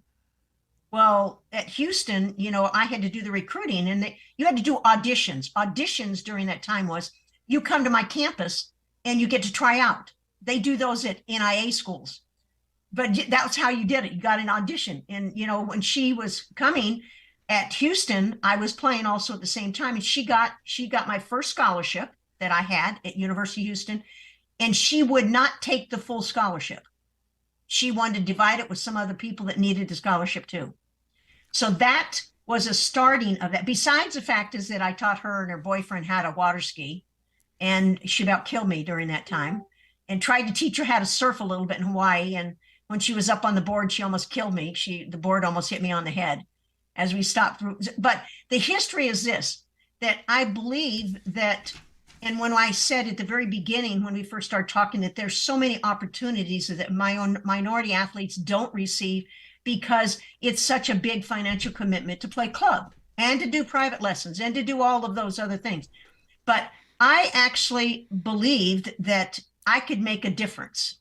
And since 1972, and it was always a priority for me. And Flo, she had another year eligibility. Rita had another year eligibility. I'll never forget, you know, you like to hear stories. Well, I'm going to tell you something. You can tell it for many times. And it's a story that's true. I mean, I actually tell true stories. Sometimes people like to embellish stories. Yeah.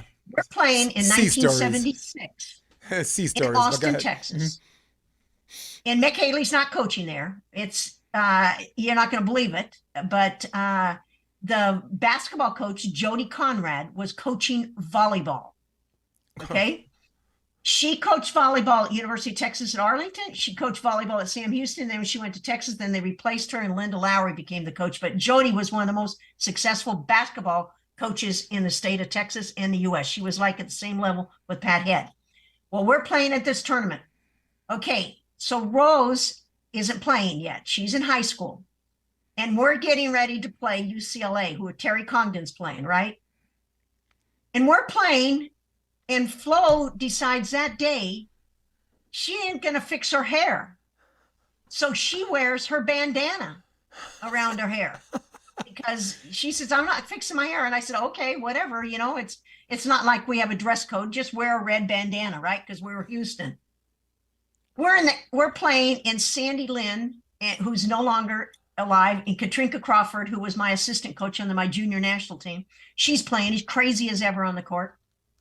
Flo goes down to roll to get a ball up. She digs it up. Katrinka steps on her scarf and pulls it off. Now, most players would keep playing, right? No. Flo's on the court, fixing her bandana that Katrinka threw to her. During the rally, we're playing with 5 people, and Flo is fixing her bandana. And we beat UCLA at that tournament in Austin. And that next day, Terry Congdon said, oh, we didn't feel good. We were sick. We didn't do this. And I think in myself, well, we played with 5 when Flo was fixing her bandana. You are what your record says you are. That's what I tell that coach. And your record says you lost to us. and that's a true story. I like that. Well, Flo, she was humble. She would be Ari would get so mad and say, Ruth, go get your player. I'll never forget him. Go get your player. She was signing autographs. She wouldn't leave until the last person. She signed the autograph. And that's the class act. Like any one of my mutual friends, because I'm what you call a generational tweener at 52 years old. So I've known people in your group, and I know the people in mine, and I know the people right after mine. So everyone that's ever met her, you know, I'll drop names. Maybe Helena from New York. She's more of a beach player, but met Flo Hyman. Lori, who passed away of cancer, who was a school teacher in New York but played at the high level. Camille, you know, again, most of these girls evolved to the beach, but all of them knew who Flo Hyman was. When Flo passed away, that was a national headline. So, because that was a testament to how I'm from New York. In '86, she passed away. I'm like, what? Right. What's volleyball? Well, and who's Flo Hyman? What's Oh, that's her. I'll tell you the story about the Marfin Foundation. Mm-hmm. They had their offices in a garage. Mm-hmm. And when Flo passed away, that was she was on the front cover of Sports Illustrated, if you remember. Yep. They had never addressed Marfin because they didn't really know exactly what it was. And that kicked off really what Marfin syndrome really was. And to this day, we do the Flo Hyman Collegiate Cup at University of Houston, and the Marfin Foundation comes out and they do all this early detection screening now for her. But I got to tell you one more. You got this. This is why we're here. Story. Tell as many as you want. I do not have practice, and I do not have dinner until 6:30 Pacific time. So, okay. So we're in Pasadena, Texas, which a lot of people do not realize that the women USA team had a full-time training center before the men. Yeah. However, in this country, everybody thinks the men got these things before the women. That's not true. Why would anyone even think that? Marilyn McGreevy and Mary Jo Pepler and Mary Jo Pepler won the first women superstars, won $50,000 against Billie Jean King, Wyoming Attias in the Superdome when Bobby Riggs and Billie Jean King. Remember the big deal with this battle of the sexes? Yep. Well, Flo was in the training center because our EPU team, the majority of us became the USA national team. Plus, there were invited other players that became part of that. But Flo called me. It was like, I don't know, it was like 11 o'clock at night. We had finished, practice, and we played in a gym that had no air conditioning. And you had to put the big ice chunks with the fans so that we'd go through 4 and 5 shirts, in the gym. But we never had in Pasadena, Texas. If you know anything about Texas and the humidity, Dry heat. it was terrible. Yeah. So she called me and she goes, "You need to come get me." And I says, "What do you mean? I got to Got a come get you." stroke. She says, "I'm in jail." I go, "What? You're in jail?" I said, she goes, "Yes, I got caught for speeding." I said, "That Comet can't even go that fast." No. I go down and I said, "What are you doing?" She goes, "I wasn't signing that ticket because I was not speeding." So she refused to sign the ticket, not knowing that they were going to arrest her and put her in jail. And I paid my $100. And luckily I knew somebody that was a judge at the time. But that was the type of person. You do not do that. I didn't speed. I'm not signing that. That's exactly what she would do. And I wonder maybe if that led to a legal question in her mind. If I sign this, it's admitting that I sped, and if I try to Yes. challenge it in court, right? I can't challenge it in court if I sign Right. this. Exactly. Because So you gotta sign remember, the ticket or go to jail. that's exactly right. So if you think about all the things that she did, it was always about the team. The first, okay, Donna Diveroni, Carol Mann, the golfer from Houston, Donna Lopiano, and the Women's Sports Foundation named the Women's Sports Day, which is coming up this week, after her. That's how it first started. Yeah, it's February. It's February every year, Yep. right? Women's Sports Yep. Foundation. Uh-huh. Yeah. Yep. And they used to name the best athlete of all sports after her, but that only lasted 7 years. I'm not sure why they took her name off, but they took her name off, which I don't necessarily think that they should have done that. No. But every 7 years, man, you got someone like Flo who's just, I guess they're just trying to give women their shine. They would never do that for men. Men that's etched in stone forever. But you're right, they treating women differently around here. Question for you. Yeah. Have you seen Order of the Black Eagle? What's it called? Order of the Black Eagle. No. Flo is in that movie. She's a knife specialist, and her nickname is Spike. How convenient. Order of the Black Eagle. And you can find that. I have it on her website. It's flohyman.com. So anybody wants to learn anything about Flo, it's on her website. Yeah. But yes, she was in a movie. She actually was starting her acting career prior to her going back to Japan that last year. Yeah. And big up to the Women's Sports Foundation too for doing that. I worked in a cardiology practice for 17 years, and 15 of those there was a Dr. Holly Anderson. It was a two doctor cardiology practice. She was president of the Women's Sports Foundation in 96 or 97 or whatever. And Holly McPeak won because of me. I was in the office every single day. You're voting for Holly. You're voting for Holly, right? And you need to let everybody know who this woman is. And she was in the Olympics. She was, yes. And at the time, beach was still new. That was the first year for beach. Right. And I think Holly went to 2 more. And I said, this is a woman that's about the kids. I'm like, you got Gabby Reese, who will come and shoot a commercial with kids, but when the cameras leave, Gabby's out too, Not a slight on her, but that's the reality. But then there's Holly. NBC cameras come, they interview her, the cameras leave, she's still there. Yeah. She's about the kids. I said, that woman, some people say it and some people have a good image, but there's some people that are out there, even now to this day, out there showing it. She's out there right now. She has I think she has a lead with Eric from Moana, but remember we had a brief conversation about glorified babysitters and real coaches. She's a real G, man. She doesn't just have street credit. So, but I just wanted to cite that because you were talking about Women's Sports Foundation and like volleyball players. I basically almost shamed the president. Her name was Holly Anderson. And she's very much into sports. She's won some golf tournaments and she's, has a great relationship with sports medicine doctors like Jordan Metzel, who's a knee guy, and all those guys. You know what, Jason? They're interesting is the one person. Well, there's actually a couple people. Dr. Carol Kars, who's passed away a couple years ago. She was the Illinois AD. Mm-hmm. She is the one that instituted the Big Ten Network and also was the big supporter of women in sports. And she was with AID along with Donna Lopiano, who used to be with women's sports, but she's the one that changed women in sports when she was an athletic director at University of Texas. Forever, actually. How about forever? Do they have a statue of her? Because I'll tell you this right now. Women's volleyball on the Big Ten Network is the third most viewed sport, only behind men's basketball and men's football. I'll say that again. Where's my camera? It is the third most viewed sport on the Big Ten Network, which is the strongest volleyball conference in the United States of America. Things have changed, haven't they? Yeah. It ain't the pack anymore. Yeah.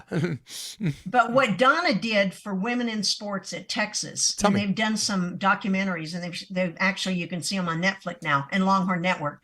But where she started and putting the salaries and making women in sports get the same opportunities. And now she's with, the Knight Commission. You're familiar with that. Now she's doing all this Title IX. And, it's like, for instance, somebody asked me a question, Ruth, what do you think about Title IX? Has it really changed? And I said, no, the men get more and we still get a little bit more. Has it really changed? No, because I see, but you got to remember, I look back on what we did in 1981 when I was at LSU, and I had to steal the tape for ankles from the tape room because they didn't want women to have that. And I had to take shorts from the main store and have the secretary cut them and make them bun huggers, that we wore. And I bought my first Adidas shoes for my LSU volleyball team. So when you really say, has there a lot of things changed? Yes, but there still is it took 50 years. Yeah, you still got a long way to go, but for someone to say that it has not changed is being disingenuous. I'm sorry, I got to push back on that. You look at the scholarships offered for women's volleyball. There's multiple scholarships. For men's volleyball, for Division I, there's only 4.5 scholarships. So I understand women's volleyball is there to offset football, so you have an equal distribution, educating people on what Title IX is. Can you hear me? Yeah. Okay. But I'm telling you, women are just smarter than men, dude. Women are just smarter than men. They really are. Look, the reason why NCAA beach volleyball, when that became NCAA sport, beach volleyball, all of the club sizes have tripled because the girls know it's an investment. It's a chance for for someone to pay for their schooling when they get out. Most smart girls, if they can't be among the best in pros, they're gonna get a real job. While the guys are sitting there trying to get a slice of that 4.5, and then they're in a freaking qualifier 100 teams deep, living in their daddy's garage. Let me tell you something. Women are just smarter than we are. Okay. So that's an example of how women look. They still got a long way to go, and there's still a ton of unfairness going on that goes beyond some of the things that I talked to Lori Okamura, like off the record about. She's the conscience of volleyball right now. But man, I think women have gone a long way because now men have conceded that they're smarter than we are. In the 80s, you couldn't tell a guy that a woman was smarter than them. Now it's like, dude, what are you talking about? They got the drop. They have the drop on all of us. There's more of them, and they don't have to fight fair. All right, here's a quote for you that you'll like. Mm-hmm. Old school ideas make it happen and become new school methods. Yes. But look what I just talked about. Like, if you look at the Manhattan Beach, the main the qualifier to get into the draw, there's only 30 teams for women. There was 105 or something like. I'm exaggerating the number, but because I think it's less. I think it's more than what I'm actually saying. There are 105. Why? Because women, they figured it out. I'm gonna go get a job, or I'm gonna go get a real contract playing indoor. Japan's got a good league. The Italian league's got good mob money. So they're just smarter. They figured it out, man. And we're still living in our mom's garage. Assuming we win the tournament. That's assuming we win. That's right. Hey, but you know what? Yeah. This is still, even though the women might be getting more opportunities. Yes. When I was at University of Houston, and I wanted to raise my money Uh-huh. for our off-season program. I paid for it myself personally, not the university. I personally paid for it. Yeah. I got audited for it and Well, you said it was could a you hobby. could back then. Dude, you could wait tables and put yourself through college back then. Okay, You so can't do anyhow, that now. I raised money and I raised it for the men and shared it for the women because I knew that they would give me money for the men before the women. That's That's the 70s. wow. That's a gangster move on your part. And Yeah, you had but I was an advisor to the men. I was coaching Flo's oh, boyfriend's team too. coach, So you had the drop on so many people back then. You were 10 years ahead. You had the drop on all of those fools. I'm not uh, insulting them, but I'm saying, and I'm not even trying to say you fooled them, but you kind of did. You got them. well, You got them you to know get what what? you wanted. You think of this, Jason. If volleyball, this is what my mother said, write down everything that you do so that someday you can look back and see that you actually did do a lot. And I'm glad I did that because you forget about so many things that you get engaged in. But I do believe this, that I've always allowed myself to look at different professions, like coaching. I was a secretary. I did the screening of They Shoot Horses and interviewed all the cast in California. I worked in a factory. I worked in a doing peaches. I worked in a private Jewish resort in Highland Springs. I worked with Special Olympics. I worked in the marketing. I mean, I was in the telecom business. I think that when you really, you start really learning, and I'll tell you, the person that changed my coaching philosophy and the way I approach things was my general manager of the professional team, Dallas Bells, in when I did Major League Volleyball. And he changed the way I looked and the way I approached. He said, remember this, in training, you train. When you get to matches, it's showtime. Yes, because that's when it counts. And it goes back to what I'm saying. You are what your record says you are. It's a cold fish thing to say, but doesn't it come full circle? Doesn't it come full circle? And you know what? All those other jobs that you did that shaped who you are today, that were just character builders, that were designed to shape this extraordinary human being you are right now. There are Well, people that are lifelong coaches and they'll never do that, right? Like I'm in school for acting. Those kids are child actors. Even the professors, they're academics. That's all they know, So I'm 33 years old. I'm a returning adult student, and this professor is trying to give me this uncomfortable speech about when you get into the real world this and you get into the real world that. I'm like, dude, by the time I went back to school, I'm a Gulf War vet. Right? You know what I'm saying? I served court papers for a law firm. I did iron work for my dad at age 14, and I was in a cardiology practice that, by the way, was putting me through school. So in the real world, what? And I'm not trying to say it makes you more noble than most. No, I am trying to say that makes you more noble than most. It's these things are character builders, and it does. I'm not. I'm not comfortable saying you're better than this person, but I'm trying to say that shapes better human beings on a general level. And yeah. you are the But sample you know size, what? and you are the Let me sample tell you, size of a lifetime. yeah, but let me tell you what the influence that did on me. Because I always felt like I never stood up and coached. I always sit down the bench. Players always knew what I thought because of the way my actions were. And when I finished coaching the pros, it was the most fun I had ever had in my life. And Yeah. I decided to go back into coaching. I did 2 years of Iowa Public Television color analyst, and then I went to Iowa and did consulting because my former graduate assistant from LSU was there and she was retiring. And I said, I want to get back into coaching because I feel that I've changed and I recognize that change. I had like 4 players on my Dallas Bells team that asked me, why wasn't I like this, meaning with the Dallas Bells when I was at LSU? Because I didn't know that I was probably not that much fun. And so when I went back to Iowa, I decided that I was going to change. Now, I can tell you this, you talk about rule changes.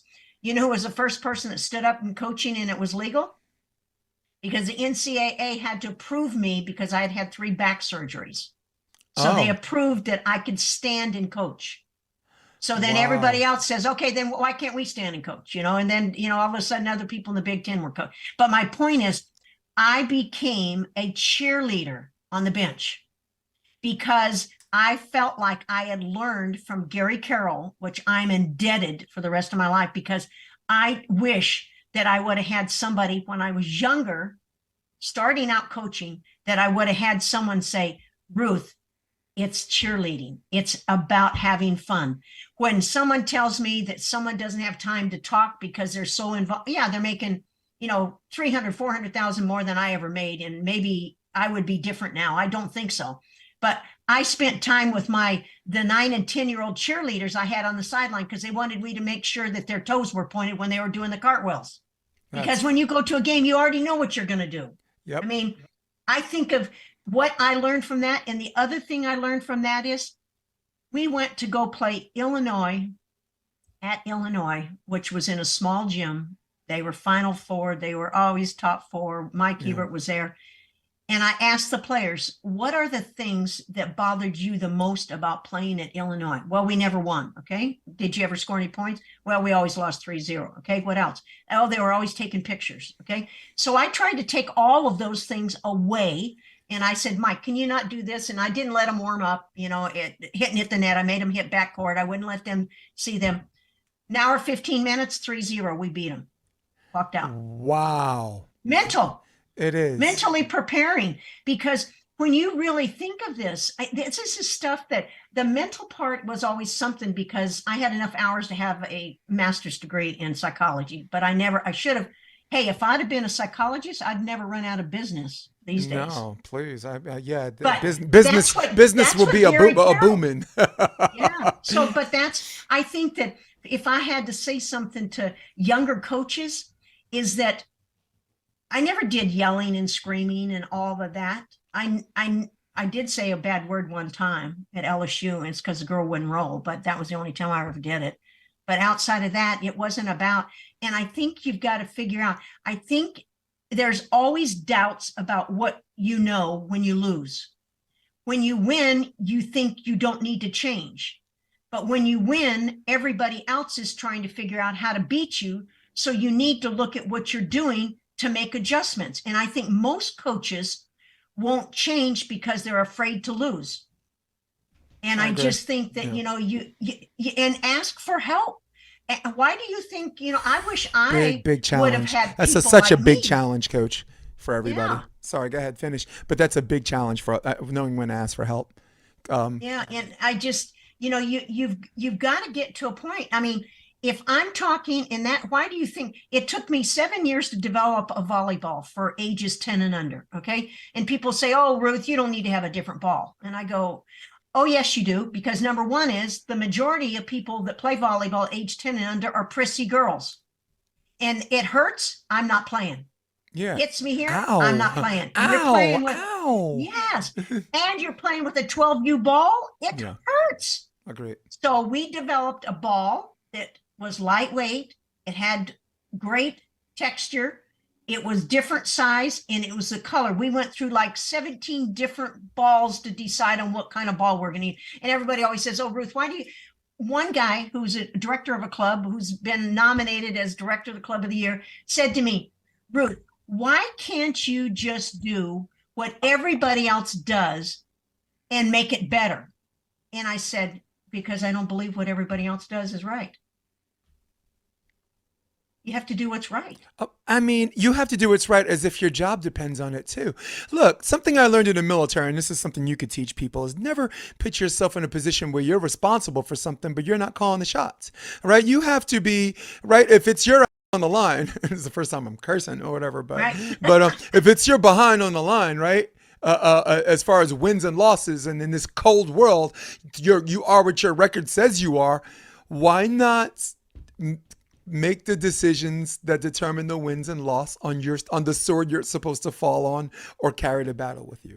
Right. It's the most important thing I learned in the military.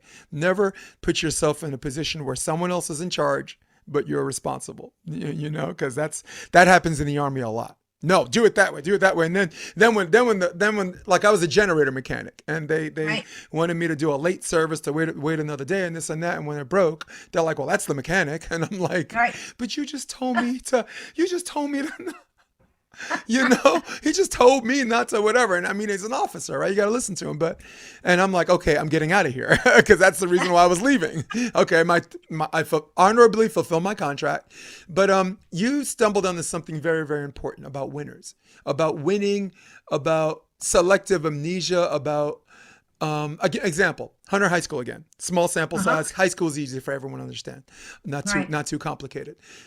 My last year as a coach, or when all my kids were seniors, we had a 38-1 record. We won the Uh-huh. PSALs, and Madison Square Garden MSG gave me Coach of the Year. So it was a great championship year. 7 freshmen, had them all the way Oh, for 4 years. You know what I'm saying? I cut yeah. juniors and seniors in between, and had these kids build their brand. We were 38-1, but I want to share this with someone, and I took too long to do this, and I'm sorry. Out of the 40, there were 42 sets decided by 2 points. We were 39-3 in sets decided by 2 points. Wow. And that's the difference between being 38-1 or, well, I don't know, whatever, 25-15, and maybe not winning the championship or this or that. So, Mhm. and it's so weird because, like you said, when you win, that people don't think you learn from winning because the only thing anyone remembers is that you won or you lost. But something else you said that was really, really, really cool. Like if you're trained in the moment, there are other things that you find intriguing. Like Joe Uh-huh. Montana for NFL football, they have this something in the NFL called the drive. And this is like Right. 82 or 83, right? And he has like 90 yards to go. It's like a minute 56. And he's in the huddle. And you know what he says? I thought I saw John Candy.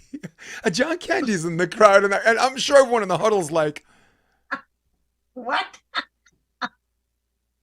Uh, just Joe Cool because his mind through repetition and through trust in the right. coaching system, his mind through that constant training he does over and over and over again. For the young people out there, it's like brushing your teeth. Do you get up and think about brushing your teeth, or you just get up and brush? The answer is That's the right. latter, man. You just get up and brush, and that's what Joe did. You know? Oh man, we're Yeah. we're, we're winding down a little bit, but do we do Oh, we? but I No, got a please quote for you. tell me. Okay. So I'm a big quote person because, I get on this role of develop because I like other people's quotes, but they don't relate exactly unless I write it myself.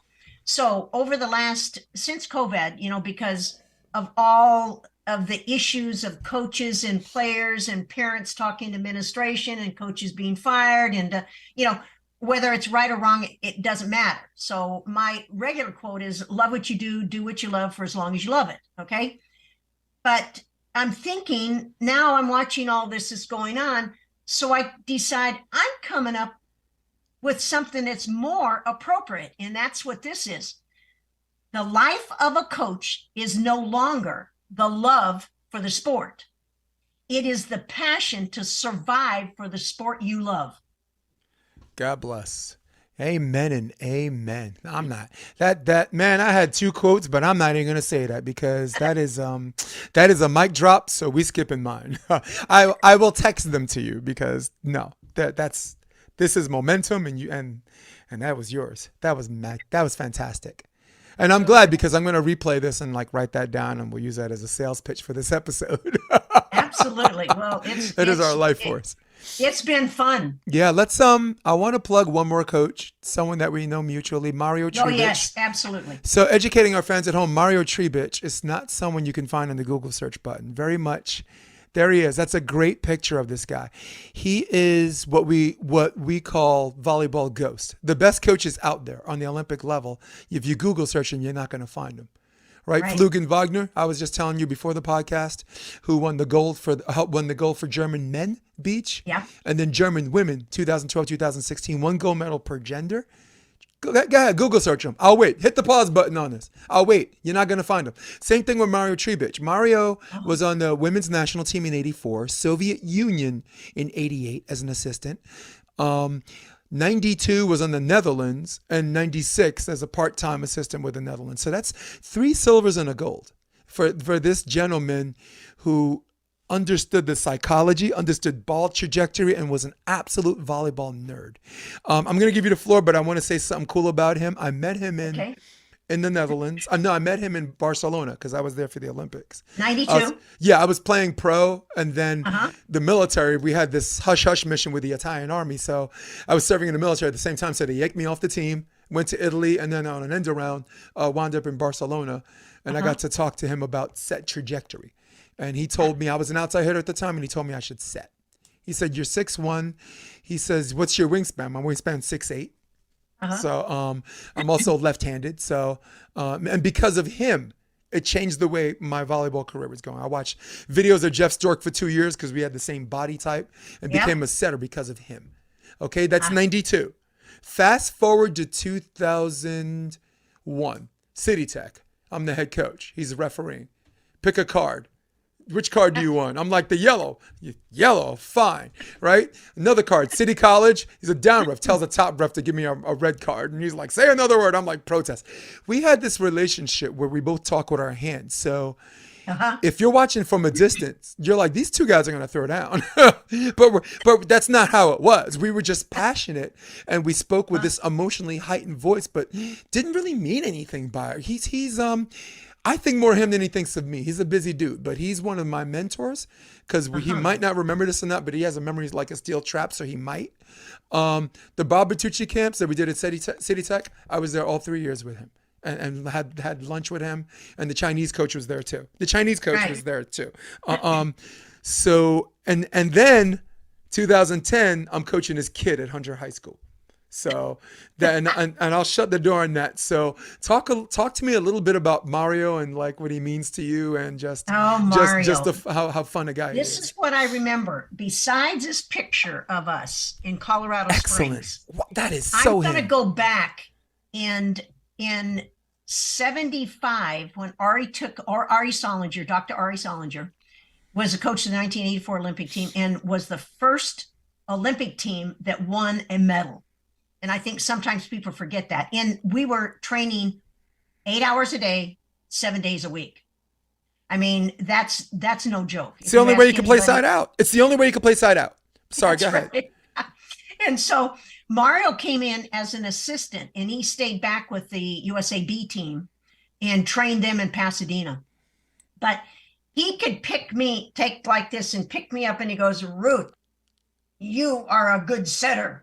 And because he was so dedicated that he continued with Ari. I remember I think he did coach the Pan American Games men's team, and he says, Ruth, you're the only person that I know that in a few minutes can tell me every player out there that I should select because you're good at picking talent. And I said, okay, Mario. And I just loved working with him. Okay. But there's one point that is critical when you said in Barcelona in 92, you remember who upset the Italians? Holland. Ari was coaching Mario, and Italy had bought out all the tickets in 92, Barcelona. You could not get a ticket. I was there because I was doing a Special Olympic event with Arnold Schwarzenegger. And the crowd was Italian heavy. Every time an Italian hitter hit a ball, Graci, Gianni, Andrea Zorzi, the entire you would have thought we were in an Italian league. But sorry, go ahead. Absolutely. Mm-hmm. And a lot of people never heard that story. But Mario was an epitome of what you said, loyal. He and Ari got along so good because of all the things they had gone through. You think of where Ari came from, the kibbutz, and then you think of where Mario came through. Right, KGB, during the time of Russia. I mean, they had a lot to exchange, and they loved the sport.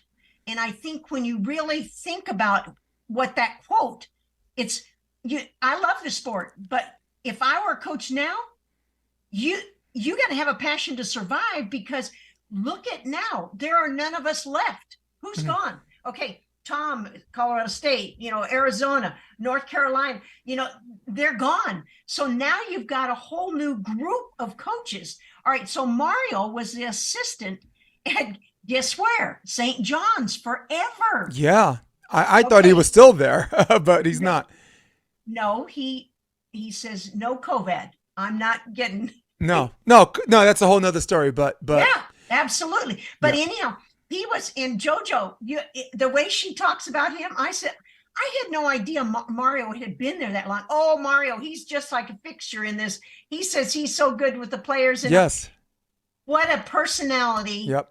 that and still loves the sport and still continues to contribute. Yep. And so many people really have not even known so many people And the like kids Mario. at St. John's, they still talk. I'm a New Yorker, so Yeah. so you play in like some of the co-ed leagues, or you watch Yeah. the women's league for New York Urban or whatever. Uh-huh. A lot of these kids graduate, so they still want to play in competitive Division I leagues. You had St. John's had like 3 or 4 girls, and I'm like, what do you think of Mario? And they're like, oh, I love the way he says focus, focus, right? Because he said focus like it was a curse. Yeah. And I'm just like, yeah, he's an amazing human being. I'm glad we. And let me tell Yeah. you, he was one of the best referees that I've ever had. Yes, until he couldn't see some of those balls, man. Some of the balls is just an eyesight thing, and like some of my kids would who didn't know who he was like, oh my God, this guy doesn't know what he's doing out there, and I grab him, and I'm like, watch your mouth. Show some respect. If you knew, if he missed it because his eyes aren't the same anymore, I get that. But let's know what we talk. Let's know what we're talking about here before you talk. You say that guy doesn't know what he's talking about. Though Yeah. he always believed, let him play. Yes, he is a let him play ref. Yeah. And as a top ref, it's good because he has a whole crew to back him up, right? The bottom ref watches back row violation or rotation, right? The line judges got touch, antenna, foot fault. Really, if you have a good crew, all the top ref has to do is literally watch the ball and occasionally call a lift or a double. So Mario had Bruce. Remember Bruce, a tall Bruce? Always had a good crew of people, all the way up to Russell, who's now older now, but Russell was a ref coming up back then. But one thing I learned about Mario that I give coaching advice, and I want you to finish with coaching advice, because I'm just going to do coaching advice on one level, and you get to do coaching advice on whatever level you want, NCAA, pro, junior. So let me go first. Okay.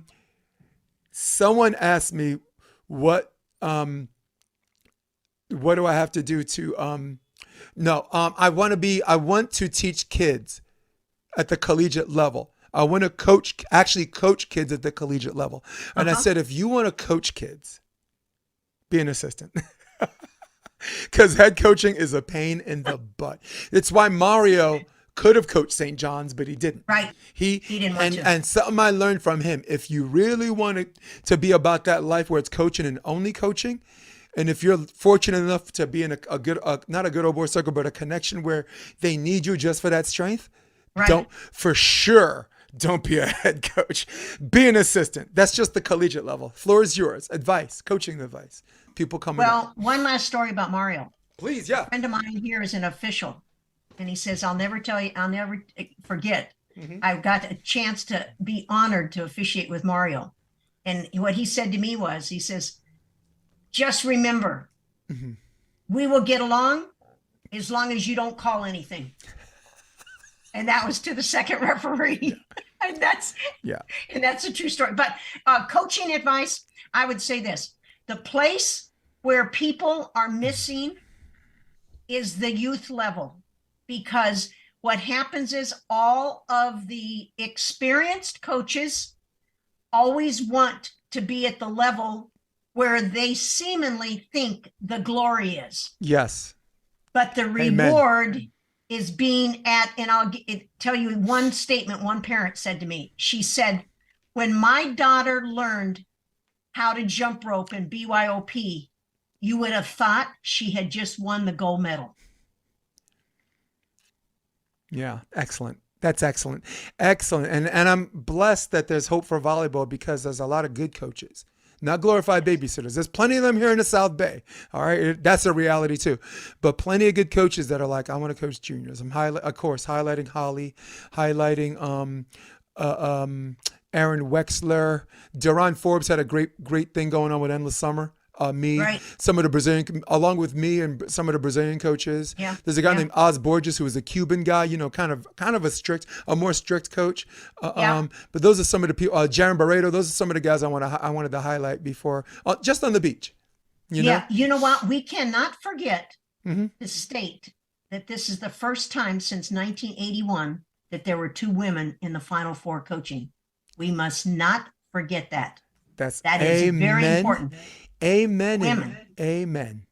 Look, at Division 3, at the D3 level, you found plenty of them. Like Baruch College, the one that made the news because of Santos. Right. But women D1, that's critical. No, but for men, this woman, she was a men's coach. Yeah. From a program that her husband built. So her husband just got a bunch of super athletes, made them players, and then the recruits came in because everyone wanted to be a part of that. And besides Springfield, they're one of 5 colleges, that Division 3 colleges, that produce the most professionals. Wow. D3, and I'll tell you why, because D3 does only 4.5 scholarships. So kids are just going to go where they want. Right? Fine. If you grew up in the South Bay and you want to ride on the coattails and have your parents pay at USC and you graduate there and you live there, you're a made man, good for you. But the real work was being done by these women coaches. And that is Lauren Katchia from Hunter College at the time, and Allison Stack, who's Justin's wife, who was a more shrewd recruiter and had the powerful presence where men had to respect that, or GTFO. You have that. You might be the last of your kind. You walk into a room. Remember I said before the podcast, you walk into a room and men stand up and you're like, oh, no, it's okay. That's a black and white film actress. That's Sophia Loren. That's Ingrid Bergman. That's anyone whose last name is Hepburn. So we got just enough time to do the lightning rounds. I promise to have fun. Oh. This has all been fun, but I promise to have fun. All right? These are random questions, so hold on to your seat. Okay. I am setting the clock. Let's see if it pops up. There it is. All right, so let's start the 60 seconds. You might be done before this. Maybe not. All right, here we go. Last good book you read. Oh, I don't read books. Excellent. I watch movies. Hey, last good movie you watched? Project 1619. Perfect. Favorite comedian? Oh, Whoopi. Oh, Whoopi's awesome. Marvel or DC? Could be neither. Probably Marvel. Pool or beach? Oh, pool. Nice. Lord of the Rings or Harry Potter? Lord of the Rings. Favorite sport outside of volleyball? I should say pickleball, but tennis. Favorite action film star when you were growing up? Oh, action. When you were growing up. First one that came to your mind. Oh, John Wayne. John Wayne, nice. Last question. Hall of Fame question. Are you an inductee or are you in the Hall of Fame right now? University of Northern Colorado, USA Volleyball, and AVCA. You're like, the question is, I got a question for you. Which Hall of Fame? Hey, it has been tremendous. It has been in my honor, my duty, and privilege. I said that in the podcast, that bears repeating. And before we go, I want you to let people know more about, sorry, I got to get this acronym right, BYOP, and some of the things you're doing for kids, because it's weird. As long as we talked, I felt like we cheated ourselves. We didn't talk about that enough. We're over 2 hours, and we still could, and we still had more to talk about. So, and I would just say that probably one of the things I'm doing. I just put this up. I'm for the first time I'm hosting a Go Kids Youth Sports certification course. And that's part of I have a virtual gym called RNN Sports Gym, 24/7. You can go on, and it's Google Classroom, and it's geared toward physical education teachers. But I'm actually doing a certification at the Art of Coaching Clinic in San Antonio this year, which is very, very different. Right. And I wanted to get that full screen. Go ahead. Yeah, that's great. And one thing about Go Kids is like, Jason, what you talked about, a lot of times kids and parents don't want to be in the same facility, or maybe the club coach doesn't want the parent in there. So I developed a certification program, and for those 10 and under kids, so that I can teach teachers more about how to train kids at 10 and under. So that's what Go Kids is. So it's just the parents aren't on the court with them, but I'm doing that. And then the RNN Sports Gym, I have, if you register for this particular course, you get VIP status on my RNN Sports Gym, which means you get to spend a couple hours with me on Zoom. You get to see all kinds of videos and everything on my website. Yeah. And you can follow me on RNN Sports Gym. Ruth, let's do this again. Let's do this Okay. again. At some point, let's do maybe sometime before pre or after nationals. I have a friend, Wendy Jones, who's all into this wellness stuff. She's a fellow podcaster and business partner. She has this podcast that goes beyond volleyball, and she's a beast. But I'm like, I told her about you, and I'm like, she's like, oh, I want to know more. She's one of these power moms. Her son's starting outside opposite at Stanford, and her daughter was playing for Hector at TCU for the Okay. beach team. So she's, she's got a 14-year-old that's like 6'7". So she's Oh, my. she's let me tell you something. The stork that delivers the babies are like, man, you gotta stop doing this. Keeping it clean for the kids. That's right. You need quattros, so you can have 2 doubles teams. No doubt. All right. So everybody watching, Ruth Nelson might love you, but for me, you know what? No. Today, I love you guys too. This woman brought a lot of love, and I am infected. I don't even know if there's a known cure for what this woman gave me, okay? But I love all of you guys now. So for all of you at home, for all of you on your iPads, for all of you on your desktop, who runs the world? Old school, baby. Old school. For Ruth Nelson, I am Jason DeBeas. This is episode 163 of the Option Podcast. I'm going to hit my music. Stay with me. And we're out. Come check out the Option Podcast on optionvb.com. It's also available on iTunes and Spotify and on YouTube under the NY Varsity Sports handle. You're going to love what you hear.